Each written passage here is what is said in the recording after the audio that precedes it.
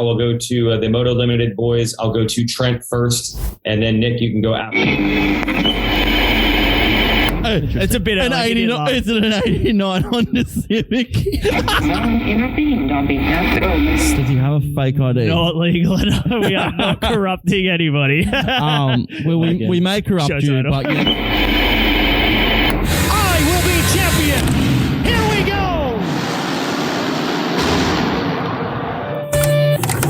Any athlete will tell you what you have to sacrifice to win with this cup.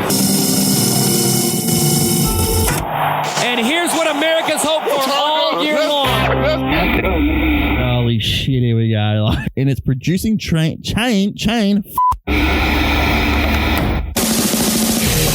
This is the center stage of Moto Podcasts.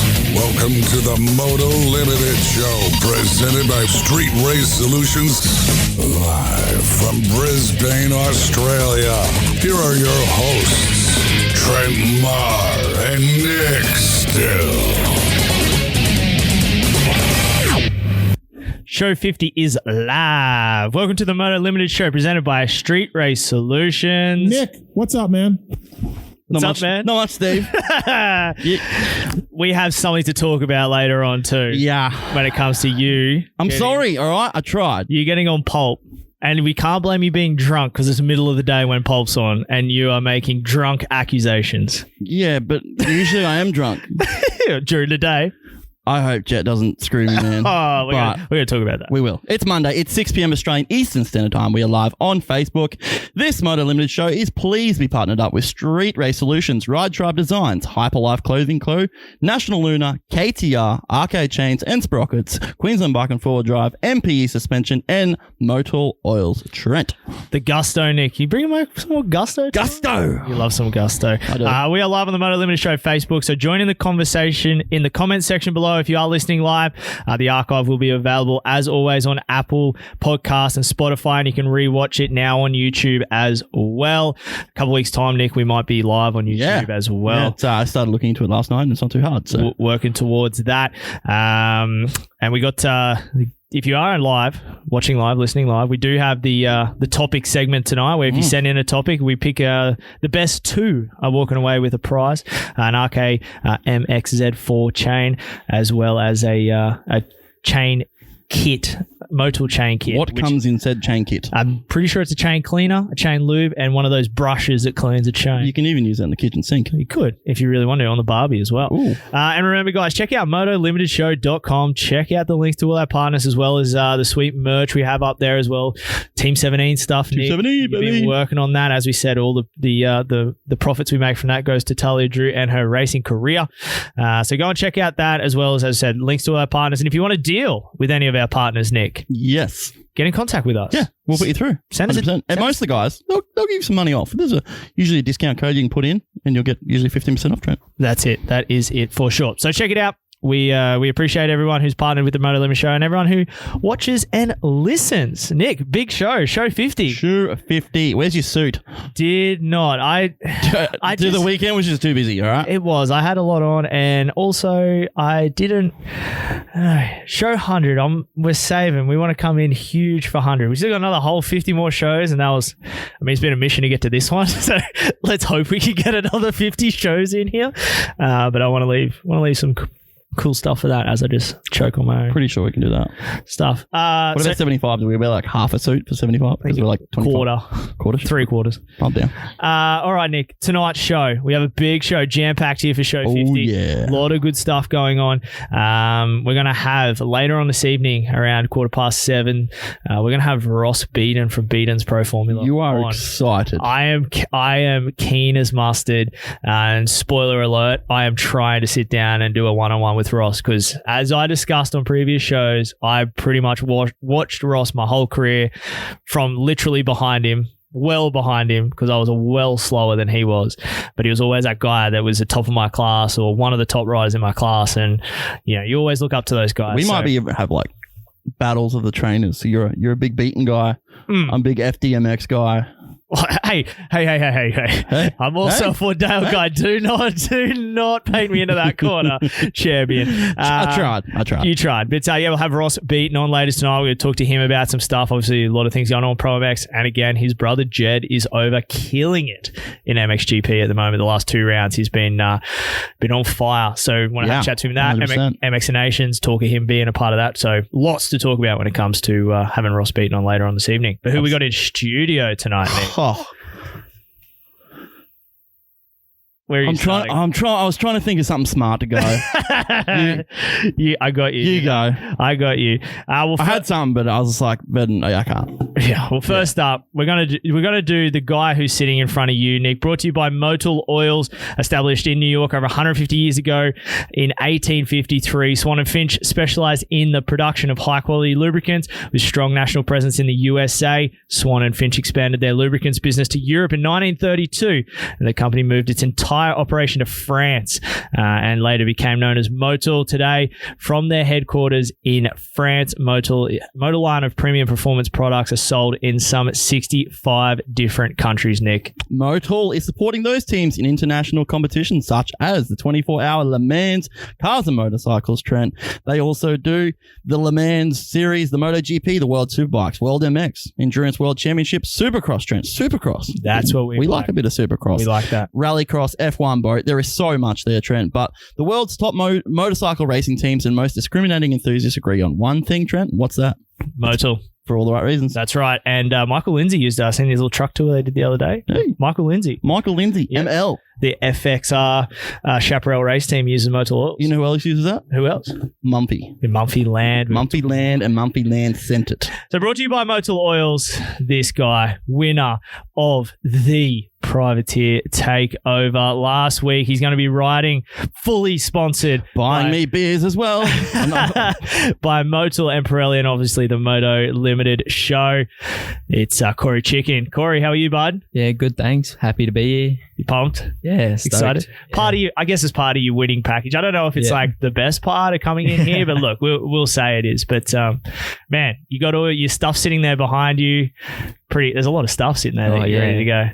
Over the moon. What product are you most pumped about? There's so much there. There's still more to come. What are you most pumped about?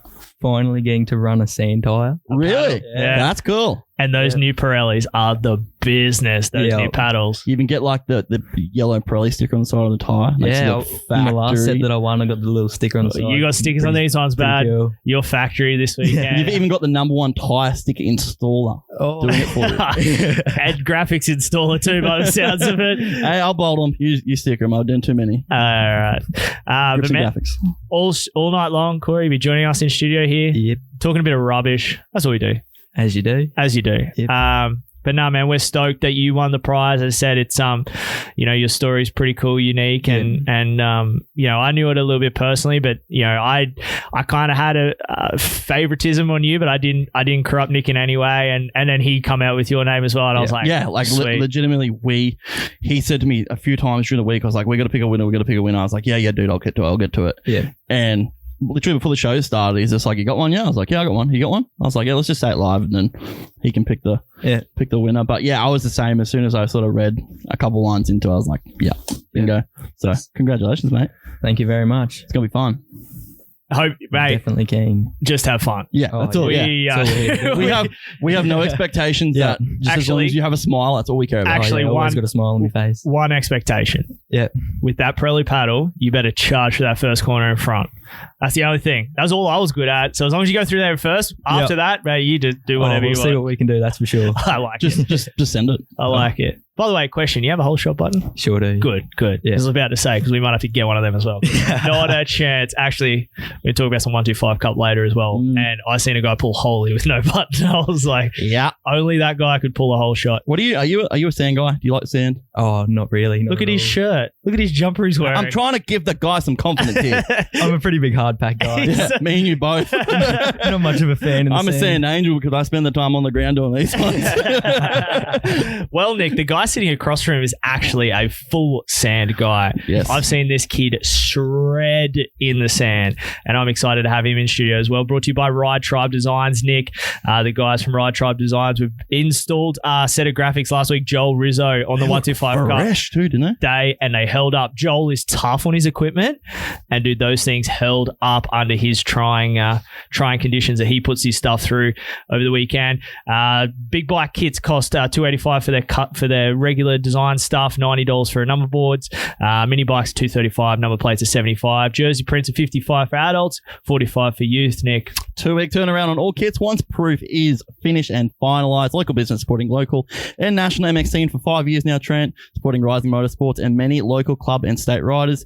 This is a good one, Trent. Any orders that say they listen to the Moto Limited Show get 15% off their order. that's it. How do they do it so cheap? Cheap as chips. And I went up there to pick up Joel's graphics last week and had a look at Wes's setup up there, and it's pretty cool. You would have been in your element. It brought back a couple of memories, but also a couple of like terrifying moments when I was doing graphics full time. You didn't have to put them on back then. You know, I did too. Oh. So brought to you by Ride Tribe Designs. It is the 2021 Sunshine State MX champion in the 65cc class, Kyle Harvey. Kyle, how are you?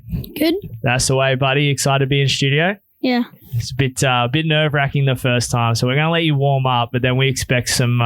you heard Nick early on. He had a lot of gusto. We just want to hear a lot of gusto. How does it feel to be better at riding sand than me and him put together? Hey, It's nothing to him. maybe all three of us combined. I reckon if we went out- No. That's all good. I'm going to go give Corey the prep talk. Yeah. After qualifying, I'll watch and see how we're going, and I'll just give him a bit of pep talk. After our motivational speech with Joel on the weekend, I think we're pretty good at that. Yeah. Hey. Joel, I don't think I need to say anything else but send it. Okay, boss. This is what we expect.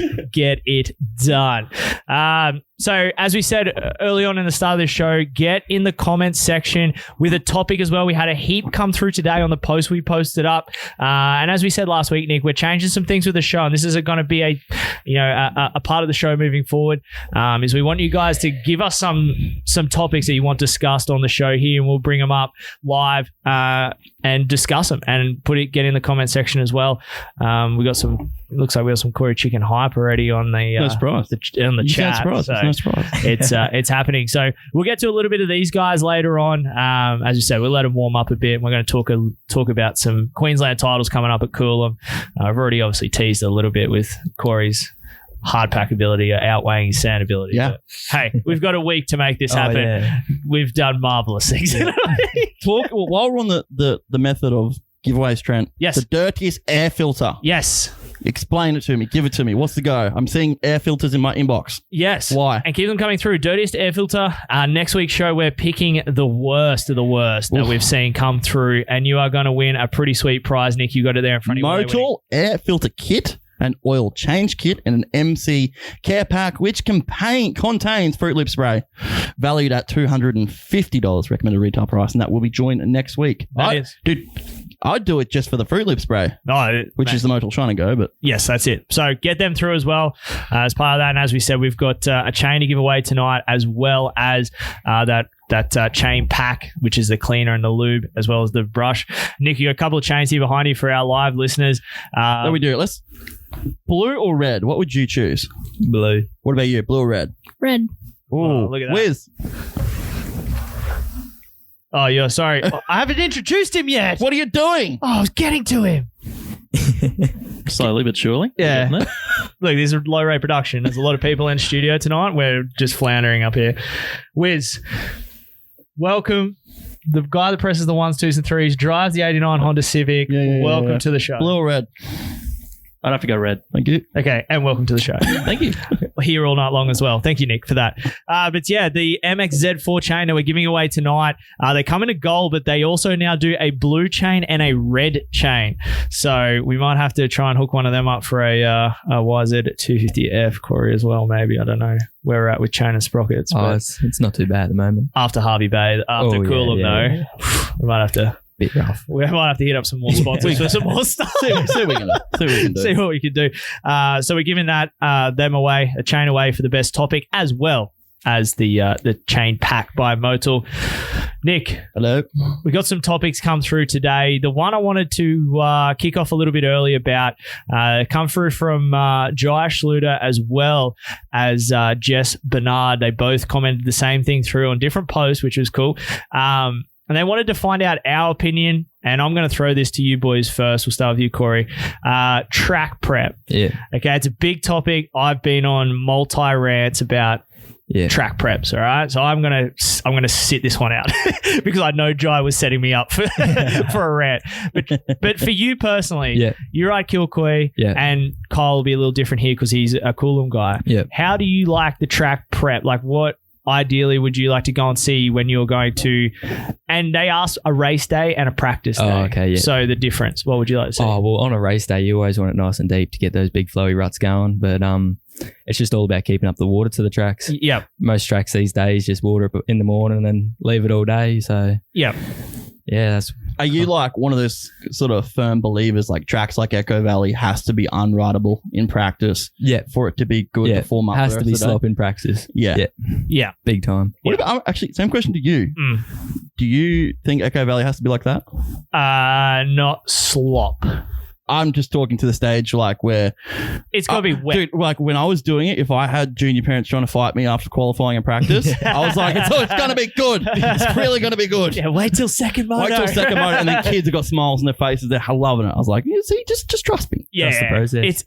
Trust the process. Yeah, as I said, I've been on rants. It's not that it's got to be super sloppy. You just got to have the moisture in it.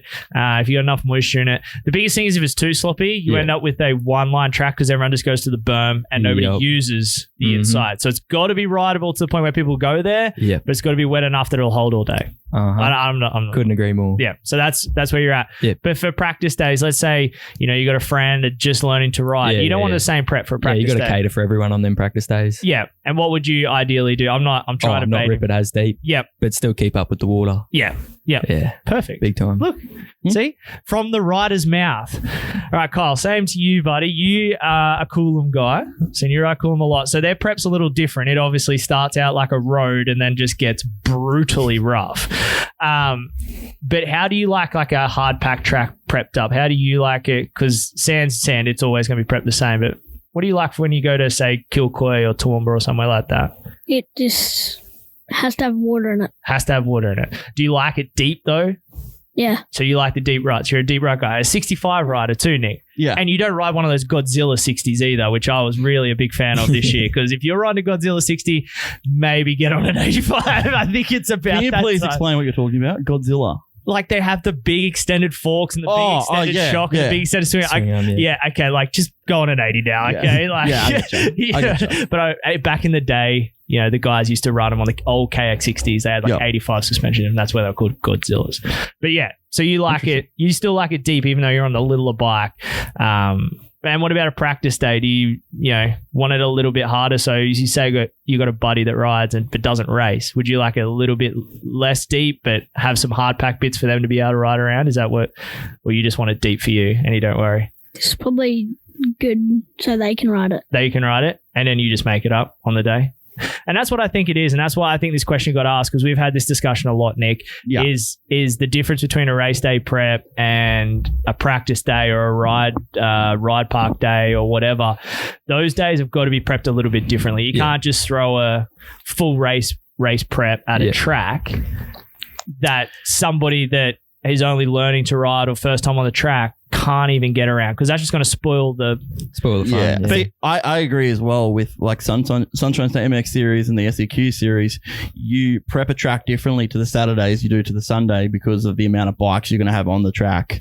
If you sort of follow what I mean, Trent. Yeah, it's got to be prepped differently, and I know that's probably the good thing I like about the Sunshine State MX series, how they do it. It's the fact that on Saturday it's going to be a lot different than on a Sunday because you got kids that can prep differently. Yeah, that's right. And we've seen that throughout this year. Like, Kyle, you rode, I think, every Saturday. You didn't even ride a Sunday this year. Your races in the Sunshine State were all Saturdays, weren't they? So, like, the tracks were a little bit smoother. They weren't as deep on the Saturday. But then you guys hung around for Sunday and you watched a bit of the big boys, didn't you? Or I Couple don't times? think so. No. Oh. Okay. The next day was normally deep. Where we showed up. And it was good because Warwick was the perfect example. Well, Warwick was actually more brutal for these guys on Saturday than exactly. it was Like that's what I mean. That was the example of how different it can be, literally overnight. Yeah. It changes a lot. It changes a lot. For you, Kyle, what was your favorite track? I mean, you're probably going to say Coolum, but for the Sunshine State Series, besides Coolum, what was your favorite track of the series doing the Sunshine State this year? Probably Toowoomba. Toowoomba? Yeah, boy. Which is cool because he killed it at Toowoomba too. So did you come in still with a points lead? I'm trying to remember. Mum and Dad are nodding. Okay, cool. Because I'm trying to remember because you lost it at one point. No? Yes? Oh. No. My memory's shot. No, he didn't. Yeah. I know who you're getting confused with. Who? I'm pretty sure Lachlan Grant. Yeah. Yeah. Okay. Sorry. I'm getting old. Okay. I get the names. The bikes, everything mixed up. I'm throwing it out there. You will see. I turned 30 this on weekend. Saturday. You'll see how bad I get it. That's right. I turned 30 on Saturday. So, by the way, Corey, you may also have to commentate on Sunday as well as ride. How do you feel about driving me to the track? You got your letters yet? No. That's okay. You can't get in trouble and you can't lose your life. You haven't got it. Bad luck there. We don't condone that. No, we did not. Not at all. Cool. Well, that's what we wanted to have that, and that was one topic. What's another topic, Nick? We got a few we got to get through here tonight. Let's go another one here that I have from Meza39. Future of the sport in regards to the quality of tracks in Australia compared to the US and the GPs, Trent. Yeah. How much trouble do I want to get in right now? Our tracks are too easy, too small, and too controlled for our riders to advance. It's a big step going from what we ride here to what they ride over there. Yeah. And we can ask Ross this later on with Jed. Putting that as bluntly as you did, that's the only way you can answer it. It really is. They're trying to slow the tracks down, which actually I feel makes them more dangerous because it makes them rougher, choose the jump faces out because you're accelerating off jump faces. Okay. Let me use this as an example of something that I do not like and I think needs to be changed. The Stanmore Club there on the weekend, 125 Cup. First lap, you have to scrub and not jump that double. Yeah, but yet you can jump the next jump just after it. Yeah. Like, let's work out a way. Like, I'm not having to go at the club. I'm just saying, let's work out a way where we can sort of join in, maybe to miss that or go, or you could. They don't have the room. Yeah, I know they don't. But what's your thoughts on that? It's just, it's a safety thing, and you got to roll. I think I've seen more people nearly get jumped on doing that. Yeah, because half the time something. Shout out Jai Walker, just send it, bro. Jai Walker last minute sees the yellow flag to roll it first lap on the anchors, just goes bang into the face and just stops and then rides over the top. But yeah, he's got top rate suspension. What about you guys? What are your thoughts? I don't think you guys are ridden overseas yet, but just from what you see and what everywhere you go, the tracks are just getting slower and slower. Yeah, they're not, lap times aren't getting any faster. Yeah, and if you look over in America, the tracks are 10 times more challenging than what they are over here. Yeah, and like you look at Loretta's compared to the Aussies over here. The tracks over there just get chewed out all week. And Loretta's is like a small track. This is probably the one track that's very similar to what we have here. It's tight and small and twisty. But it's funny. The tracks over there form up completely different than what you'd think they would here. Yeah. Like the way their braking bumps are, acceleration bumps. It's so strange. But if you could give me one track that's either, Australian, GP, US, give me one track you'd love to go ride tomorrow, what would it be? Oh, definitely Glen Helen. Okay. And why is that? Oh, it has a mixture of everything from hard pack to sand. There's the answer. Yeah. Up the hills, down the hills. What about... It's full on, by the way. Oh, yeah. It's full on. And the other option, the other side of the spectrum here, Nick, you need to get to some of those comments because they're smashing through, is Kyle, you're obviously still on the little bike. So to you, the tracks are probably a lot bigger. How do you, are they still small to you, or do you feel like they're perfect size for your size bike? Not really sure. Not really sure? Perfect size. Perfect size. And this is not, trying to be mean against obviously the younger guys as well, but the tracks are starting to be more catered to the younger riders and not so much the older. And, you know, years ago when we were growing up, you know, we were riding on the jumps were like, you look at it and went, I'm rolling this all day, you know. But again, you probably look at it too, is when you grow older, Kyle, you'll look at things and be like, oh, that's so small, because, you know, when you're a kid, everything looks massive. But this kid hits things on his 65 that I'm like, no way. Oh, dude. Like, there is no way 65 can do that, and he does it second lap of practice. I'm going to bring it up later, but I'm going to do it now while it's fresh in my brain because I will forget. But, dude, you had some diggers this year and you got up and charged through the pack. I was that. And to Nick and I, like, just don't give up. Yeah. Like, that is and we always, after that, I was like, dude, did you see Kyle there? Like, I think you may have come back to like 4th or something. Like, you didn't get on the podium. You probably would get where you wanted to, but you didn't give up. And you could see, like, you come through and it was cool to see. And we've had, you know, a lot of the young riders we've had in here is because you impressed us at some point. You did a couple times this year. That's something as well. Like, little things like that is what teams look at. That little things like that is what sponsors look at. There are so many people that take into those tiny little things and look at us. That's one thing we'll take out of it, and there's probably a handful of things we're going to skip over. So, yeah, I'm with you on that. I actually had that written down, to be honest. Yeah, I know. Yeah. I jumped in early because, again, if I forget, I'm going to forget. And yes, I am getting old.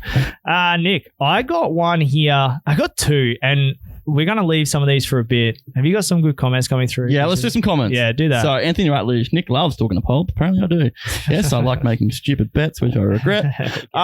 David Roberts, Show 50, loving the work, boys. Thank you, David. We appreciate it. Ryan Tobler, good to see Corey at Corey Chook getting some love. Let him know we're all at Nan and Pops watching him live.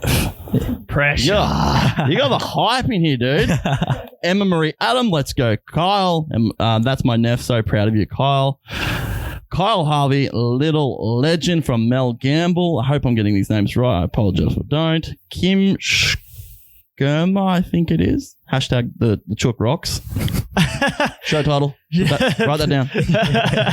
Anthony Rutledge, I'll show you the top of the piston on my race 250. Okay. Ella Harvey, woohoo, Kyle. Ryan Tobler, make sure you tell that young gun Corey that we are all at Nan and Pops watching live. Okay, we've got another one again. Another one?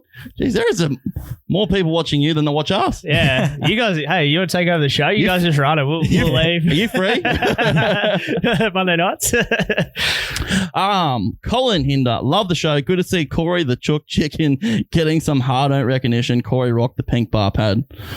Is there a story with that? Oh, I kind of said that I didn't want to run a pink bar pad for a very long time, and last weekend Colin and his son rocked up to Kilcoy with a pink bar pad for me. Run the thing all day. I think we should be running it next weekend. Oh, if you'd like to, yes, it'll be on the bike. Hey, I like it. If you would like to, Sir Nick. Yes, we can talk about Excuse this me, after. boss man. Can I please run this? Loved it. Nathan Bernard, bring back the early 2000s prep and water throughout the day so we don't have to ride in slop in the morning. That's true as well, and I'm just going to quickly go with that, Trent. Yep. With back to the American sort of stuff. What sort of changed that was these TV packages. We got 3 hours that things need to be jammed in the pack, done. Remember the days when you had all day and they could literally have an hour lunch to get dozers out there, get the water trucks out there? Yeah. That's a big contributing factor as well. Yeah, that's definitely for that. The AMA stuff. Anthony Rutledge, tracks should be raceable from the first gate drop. Thoughts? Yeah.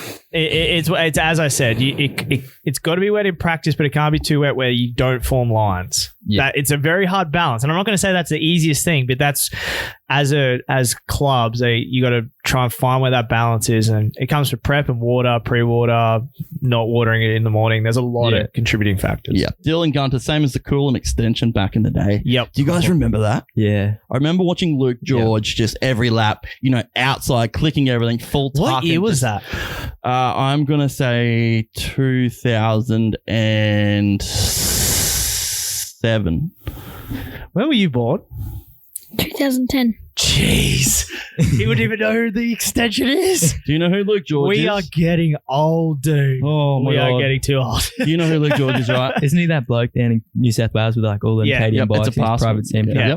He used to be a bad dude. And he used to be proper cool and bandit.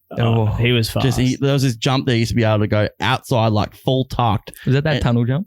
No, that's different one. That's different. That one was big too. Yeah. This was like right against the fence and dude, this thing you would sail over. Did you ever hit that? No, I was too scared. Do you remember Jake Pengelly coming up short every lap of practice? Yeah. I was like, Jake, no more. The bike can't handle it, dude. Just like the Mundubra step down thing too. Never did that. No, I remember Kara doing that second lap of practice, and Ray was like, "You can't do that." And next minute, I hear this 125 just box clicking gears. I was like, he's hitting it. Yeah, and you know why? And you know why he did it? Why? Because Joel did it on his, and Joel landed it because he's a freak. Yes, and we're getting to. We will get to that. Mitch Thorne would love you guys to talk about junior racing and having trainers. Back in the day, it wasn't a really big thing, I reckon, but they really seem to have so many trainers coming out of nowhere and at the moment and charging huge prices. Oh, dude, no, I can't. Yeah, Mitch Thorne. My son trains most weekends without racing and the cost is huge. Yeah, I'm not going to start you on that one. No, don't get me started on coaching around. I do agree with Mitch, though. Anthony Rutledge. There's like 3 good ones. That's all I'll say. The rest of them, not worth the money you would spend on them. Okay, can you name 3? No, I'm not naming any names, but there are 3. Can you name one? There are 3. Can you name one? Well, I mean, let's say in Southeast Queensland. I mean, like Ross Beaton and Ford Dale, like these pro guys. Okay, that's 2. Give me one more. But they're not the guys I'm talking about. I'm talking about local Queensland. Give me coaches. one. Give me one local SEQ coach. No. Why? I'm not naming because then I won't name other ones and there'll be a big shit fight. There could be 10. Just name one. Stop digging and move on to the next one because I'm not naming names. Pussy. I'm telling you, there's 3. Yeah, but you won't name them. Anthony Rutledge, track should be far. Track should be.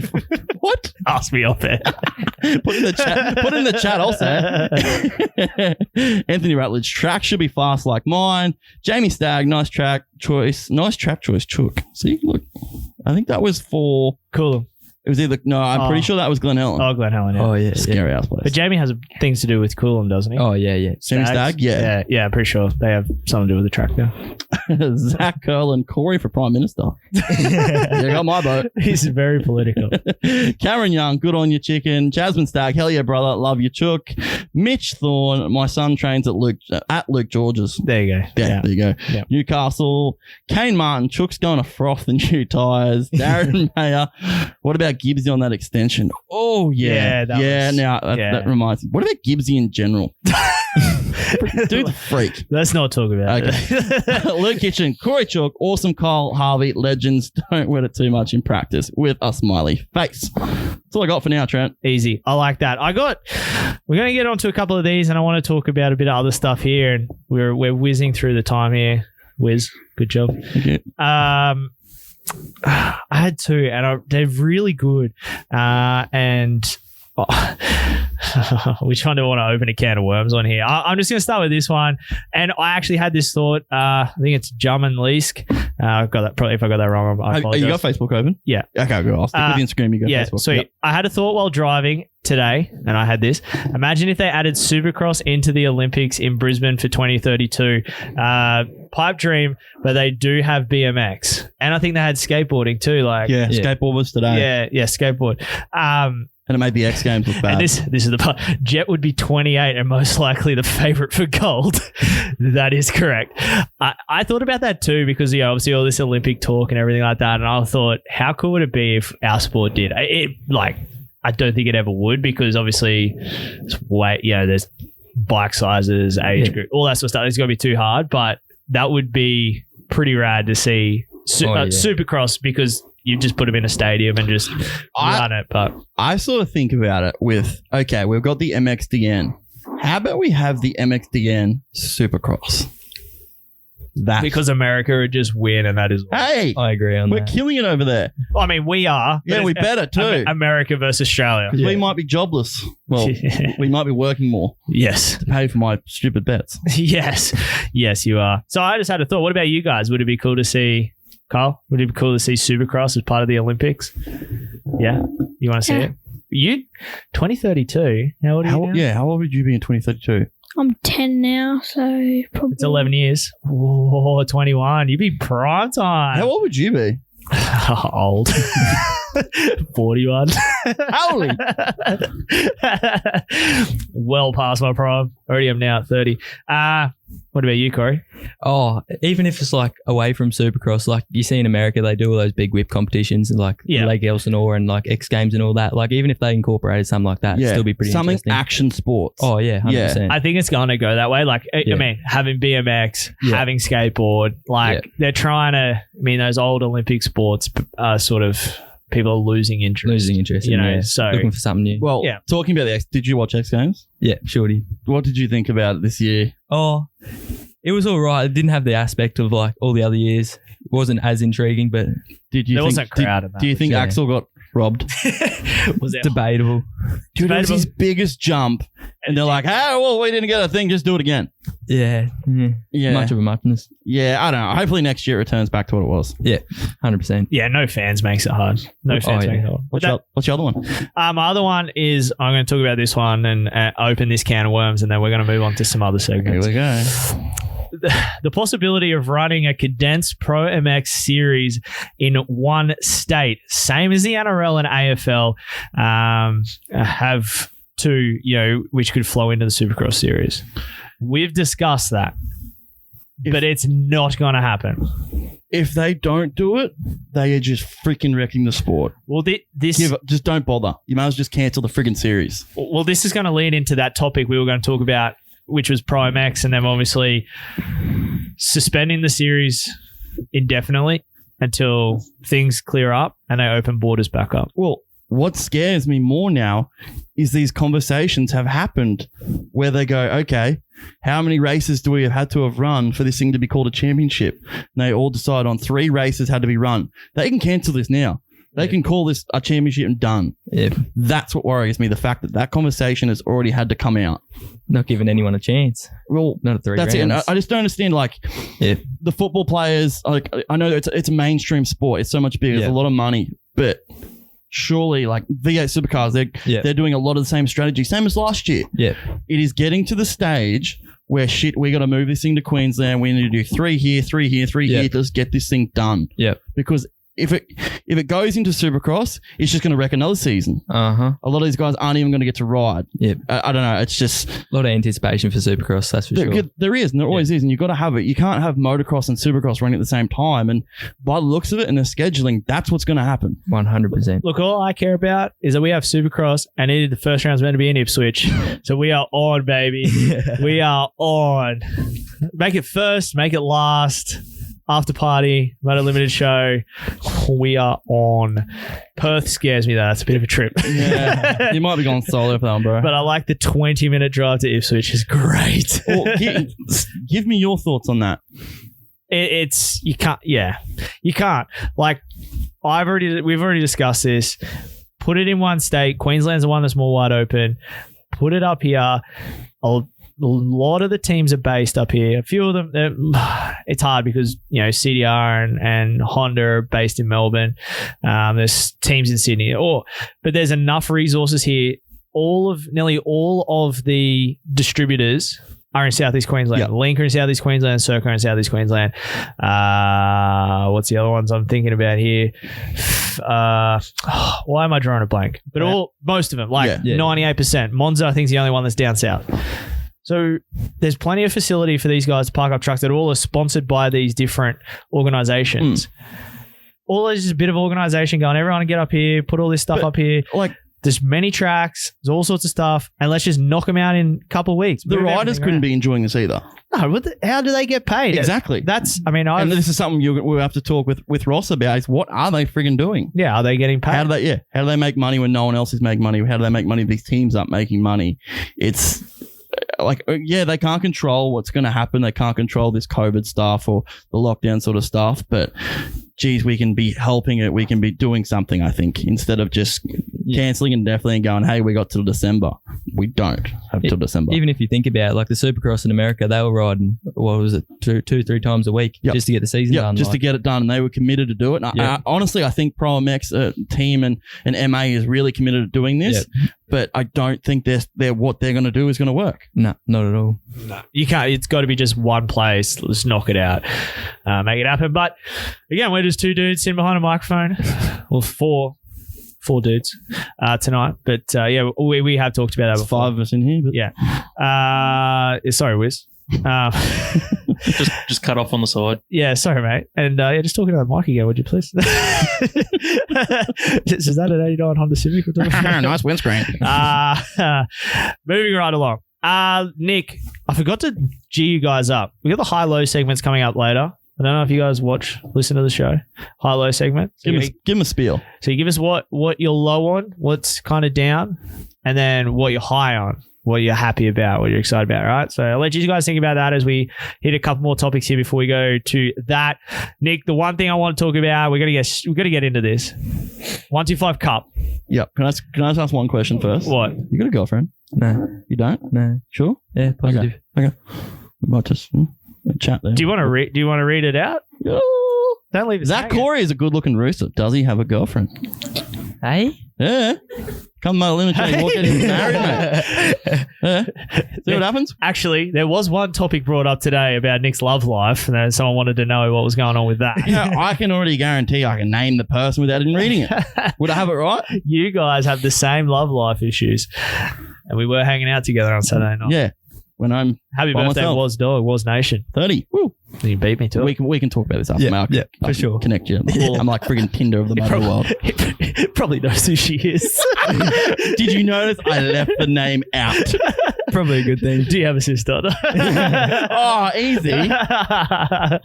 What a stitch Did up. she have a 21? Or? Settle down, Nick. Sorry. Yeah, 125 Cup, Nick, on the weekend. Yeah. Gypsy, where you at, bro? What happened? Did you get lost? We were there. You weren't there. Had a couple issues, I did. But Joel Rizzo killed it, Nick. Killed it for us. Wiz changed his camera behind Kyle's head. Can you see it, Wiz, on the screen? I'm not sure if you can. I'll hold it up. Still with the dirt on it, the 29 sign plate. Man, he delivered everything I promised to you and more. Yeah, he delivered well more than what my expectations were. Dude is still a bad dude on a dirt bike. Number 29 is Christian Craig. There's not much more to say. We're gonna have to discuss this 25 Cup thing about how it was run, but they had a lot of entries. So what they did was 2 heats. Yep. We had 2 heats, right? And top 10 of each heat, because they only got 20 gates or something like that at Stanmore now. You couldn't have any more. So, and the track really can only hold 20 bikes at one time. Yeah. So they had 20 gates open. So Joel drew heat 1, whole shots heat 1, runs away. He had Sleater in his heat. Sleater didn't even see where he went. And we're like, all right, sweet, we're on. Boys on. And again, pulled a whole shot, no whole shot button. Just No Dude's way. dude hasn't raced in how long? yeah, it's been a hot minute. I think he was the same as me. I think it was like 18 or 19 was the last time he raced. Yeah. And he just goes out, pulls a holy, runs away. All right. No nerves. Just, boys. All good. He's an Here for a good ultimate time. professional. Oh, he was there for a good time, all right. Yeah. And then so we're like coming to the final. We think, oh sweet. The stiffest competition was Jay Wilson. Jay Wilson rode a Yamaha. It was Nash. I'll shout out to Nash. Oh. Donated his bike for his factory rider to go and compete in this. Anyway, we're like, all right, get a start, and we probably got the pace. He didn't get a start. He come through from about 6th or 7th. Like, we'll show the video. There's a YouTube video coming up. We'll show his start. He was buried. Yeah. On a track he couldn't pass on and just slammed his way. Big block pass on Sleater in the last lap. Did have to park Sleet Dog. Yeah, put him That's ballsy. put him up. Yeah. Yeah, not here to make friends. And he got 3rd, but he got beaten by Jace Cosford. Jace rode this thing that was clapped. I've seen footage of that bike. It did not look like And it he was in a won. good shape. Yeah, him and Jay had this epic battle, and I was bummed that Joel wasn't in it because I reckon he would have really spiced it up. But Jace won, and then Jay Wilson 2nd, and Joel 3rd. So 2 guys that still race Pro MX at the top level, running inside the top 10. Jay Wilson is a title contender, and Joel's just off the back of them. Like, he can ride a bike, dude. That's crazy. And we were just there going, this is epic. And had a good time, Nick, the whole day. It was Yeah, epic. dude. Shout out to GC Club for putting that together. That was cool. There were so many people there. Oh, it was packed. MX Store probably would maybe organise this shit a little bit better next time. Yeah, it was Bit of a shit show, but Yeah, because it was supposed to be. So what it was supposed to be was heat races and then 2 finals.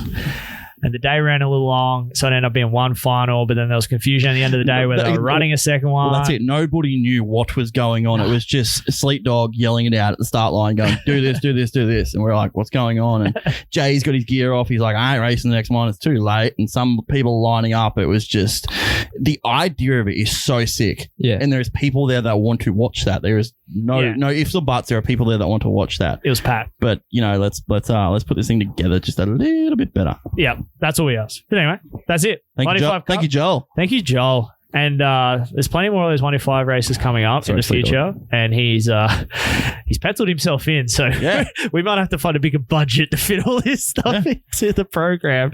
But he killed it. Give me a percentage pie gypsy showing up next round. He'll show up. I'm in a gypsy. That is all. All right, let's get into our Hyperlyfe High-Low segment. You ready to go, Wiz? Sure am.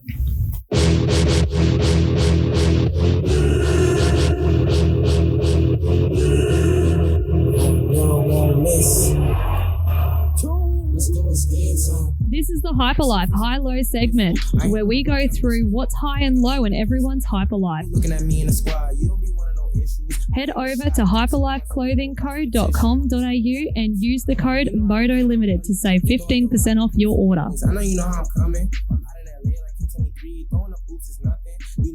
Use that code at hyperlifeclothingco.com.au. Got a set of the socks on the Trent. They're fresh. They're good. They're so good. And I tell you what, on Saturday, a one Corey chicken will look very fresh in his Hyperlyfe getup he's about to receive as part of the Privateer Takeover. Well, another comment we got here is like, where is it? Good. That Corey's one good-looking dude. Corey will have a line of birds up after this podcast. If you do, can you sort of get a fan club together for the weekend? Yeah. Fiddle through, see who's over the age of 18, 21. Send them your way. I'm not 21, Nick. Come on. I'm not saying send them my way. But there is an after party on Saturday. There is an night, after party. which is a during the party. Yeah. And you're driving me to the track Sunday. Yeah. Thank you. Yeah. Moto Limited code, save 15% off at Hyperlyfe. So high-low segment, guys. We're going to start low. If you're not down on anything, you don't have to say it. But if you do, let us know what's been bumming you at the moment. We'll start with our guest first. I'll go with you, Corey, first, and we'll let Kyle have a little think here. Are you down on anything at the moment? My math assessment. Oh, not real impressed with it. We haven't asked you guys about still going to school and stuff. We're going to talk about that. Not a fan of it. Not a fan of math. Nah, not at all. I actually like math. Oh, really? Yeah. Really? I didn't like school. I didn't like either. Now look what I'm doing. Yeah, I didn't like the social side of school. Yeah. But I like math. So you down on that? Yeah, that's really about it. Yeah. Okay, cool. Been having time in my life. No, I like Living it. the dream. You got I like the positivity. You got high coming. Always. Yeah. I can pick his high from here. What about you, Kyle? What are you down on? Nothing. Nothing? I like it because I'm with you. I've actually it's been a long week last week, but I am pretty high on what's going on at the moment, so I'm not down on anything. What about you, Wiz? What are you up? Oh, down on, sorry. Down on what could potentially be a little bit of money coming out of my account this coming week because of the fixing up the car. That's why I'm driving that cracked out thing out there. What is that? 89 Honda Civic. Yeah. It is not 89 Honda Civic. Wrong era, mate. 96. 89. Toyota Celica. I like it. Are we going urban street drifting after this? That maybe. It was JDM originally, so Shout out Street Race Solutions. Yeah, go and check them out. Big sign up the hill there. Nick, what are you down on? What am I down on? What's low? Probably, dude, just this whole crap going on with this friggin' country at the moment. That's all I'm going with. That is all. What the hell? Yeah. Sort the shit. Yeah. I just want to do stuff. Yeah, I just want to get to America so we can do some stuff, which we're going to talk about here, and it is proving to be very, very difficult. It's an issue. It's a big issue. So you got nothing? No, yep. All right, Corey. What are you high on? Give me something good. Give me some gus. Cool them this weekend for sure. Oh, is there something on Cool this weekend? Oh, nah. Are you going? You got a bike? Not yet. He's going to have the trickiest looking bike out there. Oh, yeah. I'm over the moon. Really keen. Yeah. Oh, yeah. Love the excitement. I like it. I like it. What about you, Kyle? What are you high on at the moment? What's positive in your life at the moment? What are you looking forward to? Probably this weekend. You this weekend too? Gonna go clean up. Home track advantage. We haven't mentioned this yet. You are 2-time Queensland champion, looking to go 3 on the trot. At home, first round too. Because Coolum's your home track, isn't it? No? What's your home track? I basically ride everywhere. Huh. I just see a lot of pictures from you at Coolum, that's all. I just put 2 and 2 together. What track do you think you've done the most laps on? Definitely Coolum. There. All right, we'll call the home track. Yeah, home track. So you're excited to be at Coolum. Queensland titles, looking to because the way the junior point structure works, Nick, where they get their plates. Yep. You got to win a championship to get a plate. Yep. And the highest point gets 1, the second highest gets 2 throughout the series. So you ran 4 this year. You go clean sweep. I think it's the only way you can get a 1 at the moment because Jack Mather, I think, won every one bar 1, and that's why he ran the 1 this year. Okay, yep. So that's what we're looking for. Big number 1 next year. Is that the aim to put a 1 on the... You going to be 85s next year or still on 65s? What do you think? I'll get 85 next year. 85s? So big number 1. And he runs it in any class. Doesn't matter. Oh, really? Yeah. He doesn't have to run on 65. So you earn it. And that's your number. That's why this year we had Jackson Fuller had 3 and Heath Fisher had 2. Yeah, and they were both in the same class. That makes sense. I was wondering that. Yeah. Yeah, so they're both in the same class, but because they won different titles last year. That makes sense. Yep. So that's how it works. A little bit of fun fact. So we're looking for the 1. We're going to upgrade the 4 to a 1. Are you going to run it if you do win it? Yeah, of course you are. I wish I could even had a 4, all right? I'm not as good as you. You already beat me in Queensland Championships. Do you know what's... If it's not a 1, it's got to be a 17. No, don't go that one. What's your normal number? 57. 57. We can drop the 5. Rod Bell. He's a Rod Bell. The summer of Rod Bell. Summer of Rod Bell. He's gone 3-time. Gone 3-time. Eli Tomac over here. Yeah, keep an eye out. The number 4, Kyle Harvey. Going for the 3 on the row. Nick. No, it's Wiz. Wiz, sorry, what are you high on? Got a couple days off coming up in the next couple of weeks at work. What are they? Yeah, I know. What are days off? Yeah, can you spare some? Probably not. I'll probably burn the place down if I take days off. So. Can you come and do some stuff in here? I knew that was coming. Yeah, good. I like it. That's good. That's good. Show 50 as well, boys. So yeah, happy days. Big 5-0. Oof. Nick, hello. What's high? Just all right. Cool 'em. We're gonna have some fun. Scared shitless. There it is. So I don't know if it's a downer or uplift. I don't know why. Usually I'm pretty good with this sort of thing, but it's just like, I don't know. I'm just... Corey, you think a guy that talks every Monday night would be right talking live announcing. His is more just forgetting the names. And I'll give you... It's not forgetting names, just not learning the name. It's like... Actually, I'm going to throw myself under the bus here. And I'm going to make it a formal apology. I did it to their face, but I made a formal apology. At Coolum, I totally forgot Kyle's name when I was doing the opening ceremonies. I looked at him and went... Oh, that's right. I've freaking forgot. And that is the worst thing as a live announcer, where you just sit there and go, where's my brain going right now? So, Kyle, I apologize. I forgot your name, but I never forgot it again. I made it a point to remember. All right. So, and I think you rode really good at Coolum, like he did that day. And I was like, all right, I'm stamping that. But I apologize. Set my apology. You just blew yourself out. Yeah, I did. I like it. But I felt so bad. It shook me for like the first round of racing, just forgetting that. And I remember when you came back and walked through the booth, I looked at you and was just like, it looked like I'd seen a ghost. What was that? Because I was like, did you really just say, what's your name? Yeah. I feel bad. Oh, dude, I was nearly in tears. I feel better. Yeah, see? Can you do that again on the weekend? Yeah, see, that's what happens. I'm not forgetting Kyle's name, though. I'll forget someone else. Yeah, cool. But yeah, no, I apologize for that. So that's mine. Down. But anyway, so Nick, yes, you're up on Coolum, been at Coolum. Yeah, and have some drinks Saturday night, have some fun for your birthday. Like spending time with you, so. Yeah, cool. What about you? Me? Yeah, you. Is it a high or is it a low? But turn 30 on Saturday. Big milestone. God, old enough to be my dad. Come on now. Yeah, just doing that. Another birthday. But but it's going to be spending the weekend watching Corey just shred. And even if you don't shred, just being there. Yeah. Dude, I'm just there for the smile. Yeah, giving The excitement. We both feed off stuff like that. Yeah, as I said, like being able to be in a position where we're sitting now, where we can give you an opportunity to do something you love with some good product, like that. This is the stuff that makes us show up and do the long hours on the show, is to be able to do these things. And the sponsors for helping us being able to do that. Another thing I'm high on is when we announce that, the amount of people that reached out to us, that commented our stuff, excited for you personally. Like, dude, that was the best thing for us. Oh, you don't even understand how happy I was. Mum and I were jumping up and down around room. Yeah, I wish we had like a recording. I should have G'd it up. I was actually gonna tell you that afternoon. I was gonna give you a call that night live, but I was just like, it could go either way. So we were just sitting there watching the news. I was like, "Hey, Mum, I've kind of won this competition." She goes, "What'd you win?" Rattle it off, and she goes, "No way." And we were just jumping up and down. We were so excited. So yeah, that's cool. That's cool. I love that. That's it. And then, as we said, be prepared. There's a camera in your face all weekend. Oh yeah. So you better bring some fire quotes of the day all weekend. All right. Yep. And all over. And sell some stuff.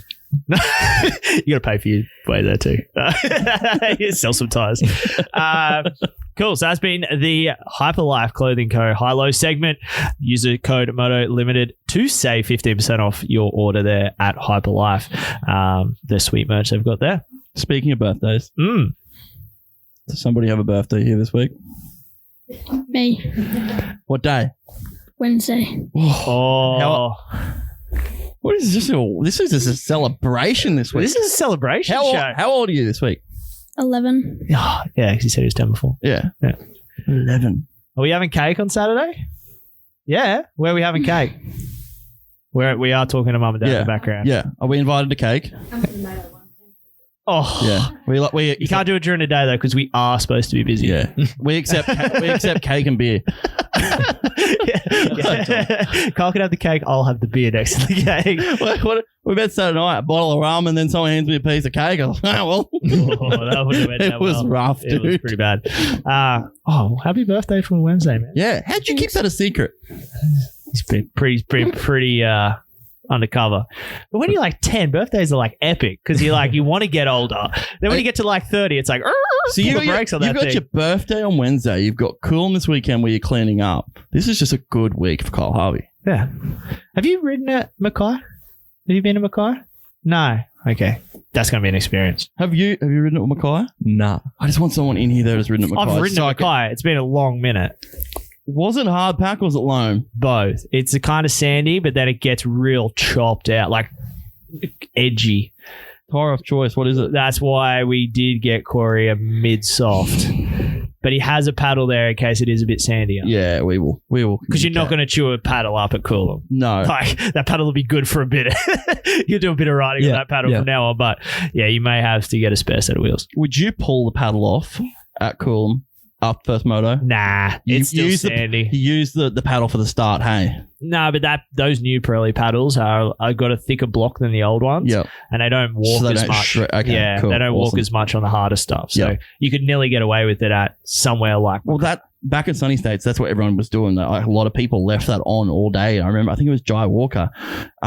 He said the same thing as you, dude, I'm using this thing for the start. Yeah. Yes, this thing just, takes off. Have we got 12 minutes in us?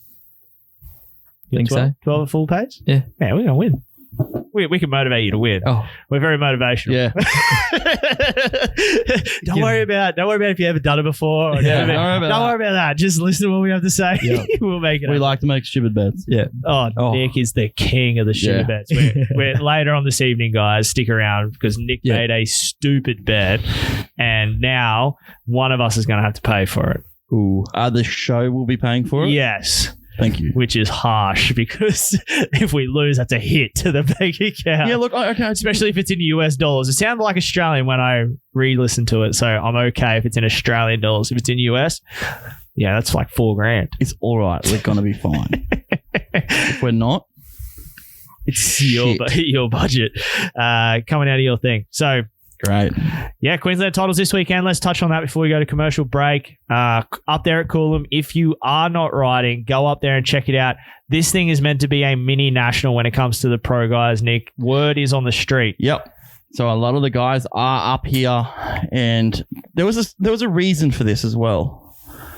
Well, it was next week or the week after was meant to be Coolum. That's right. Okay, so that's why a lot of people entered to begin with, but now with there being no racing, all these guys are just jumping on what they can. Well, the Yamaha Yamalube truck's going to be there. Serco Yamaha truck's going to be there. Apparently, Gas is going to have something there.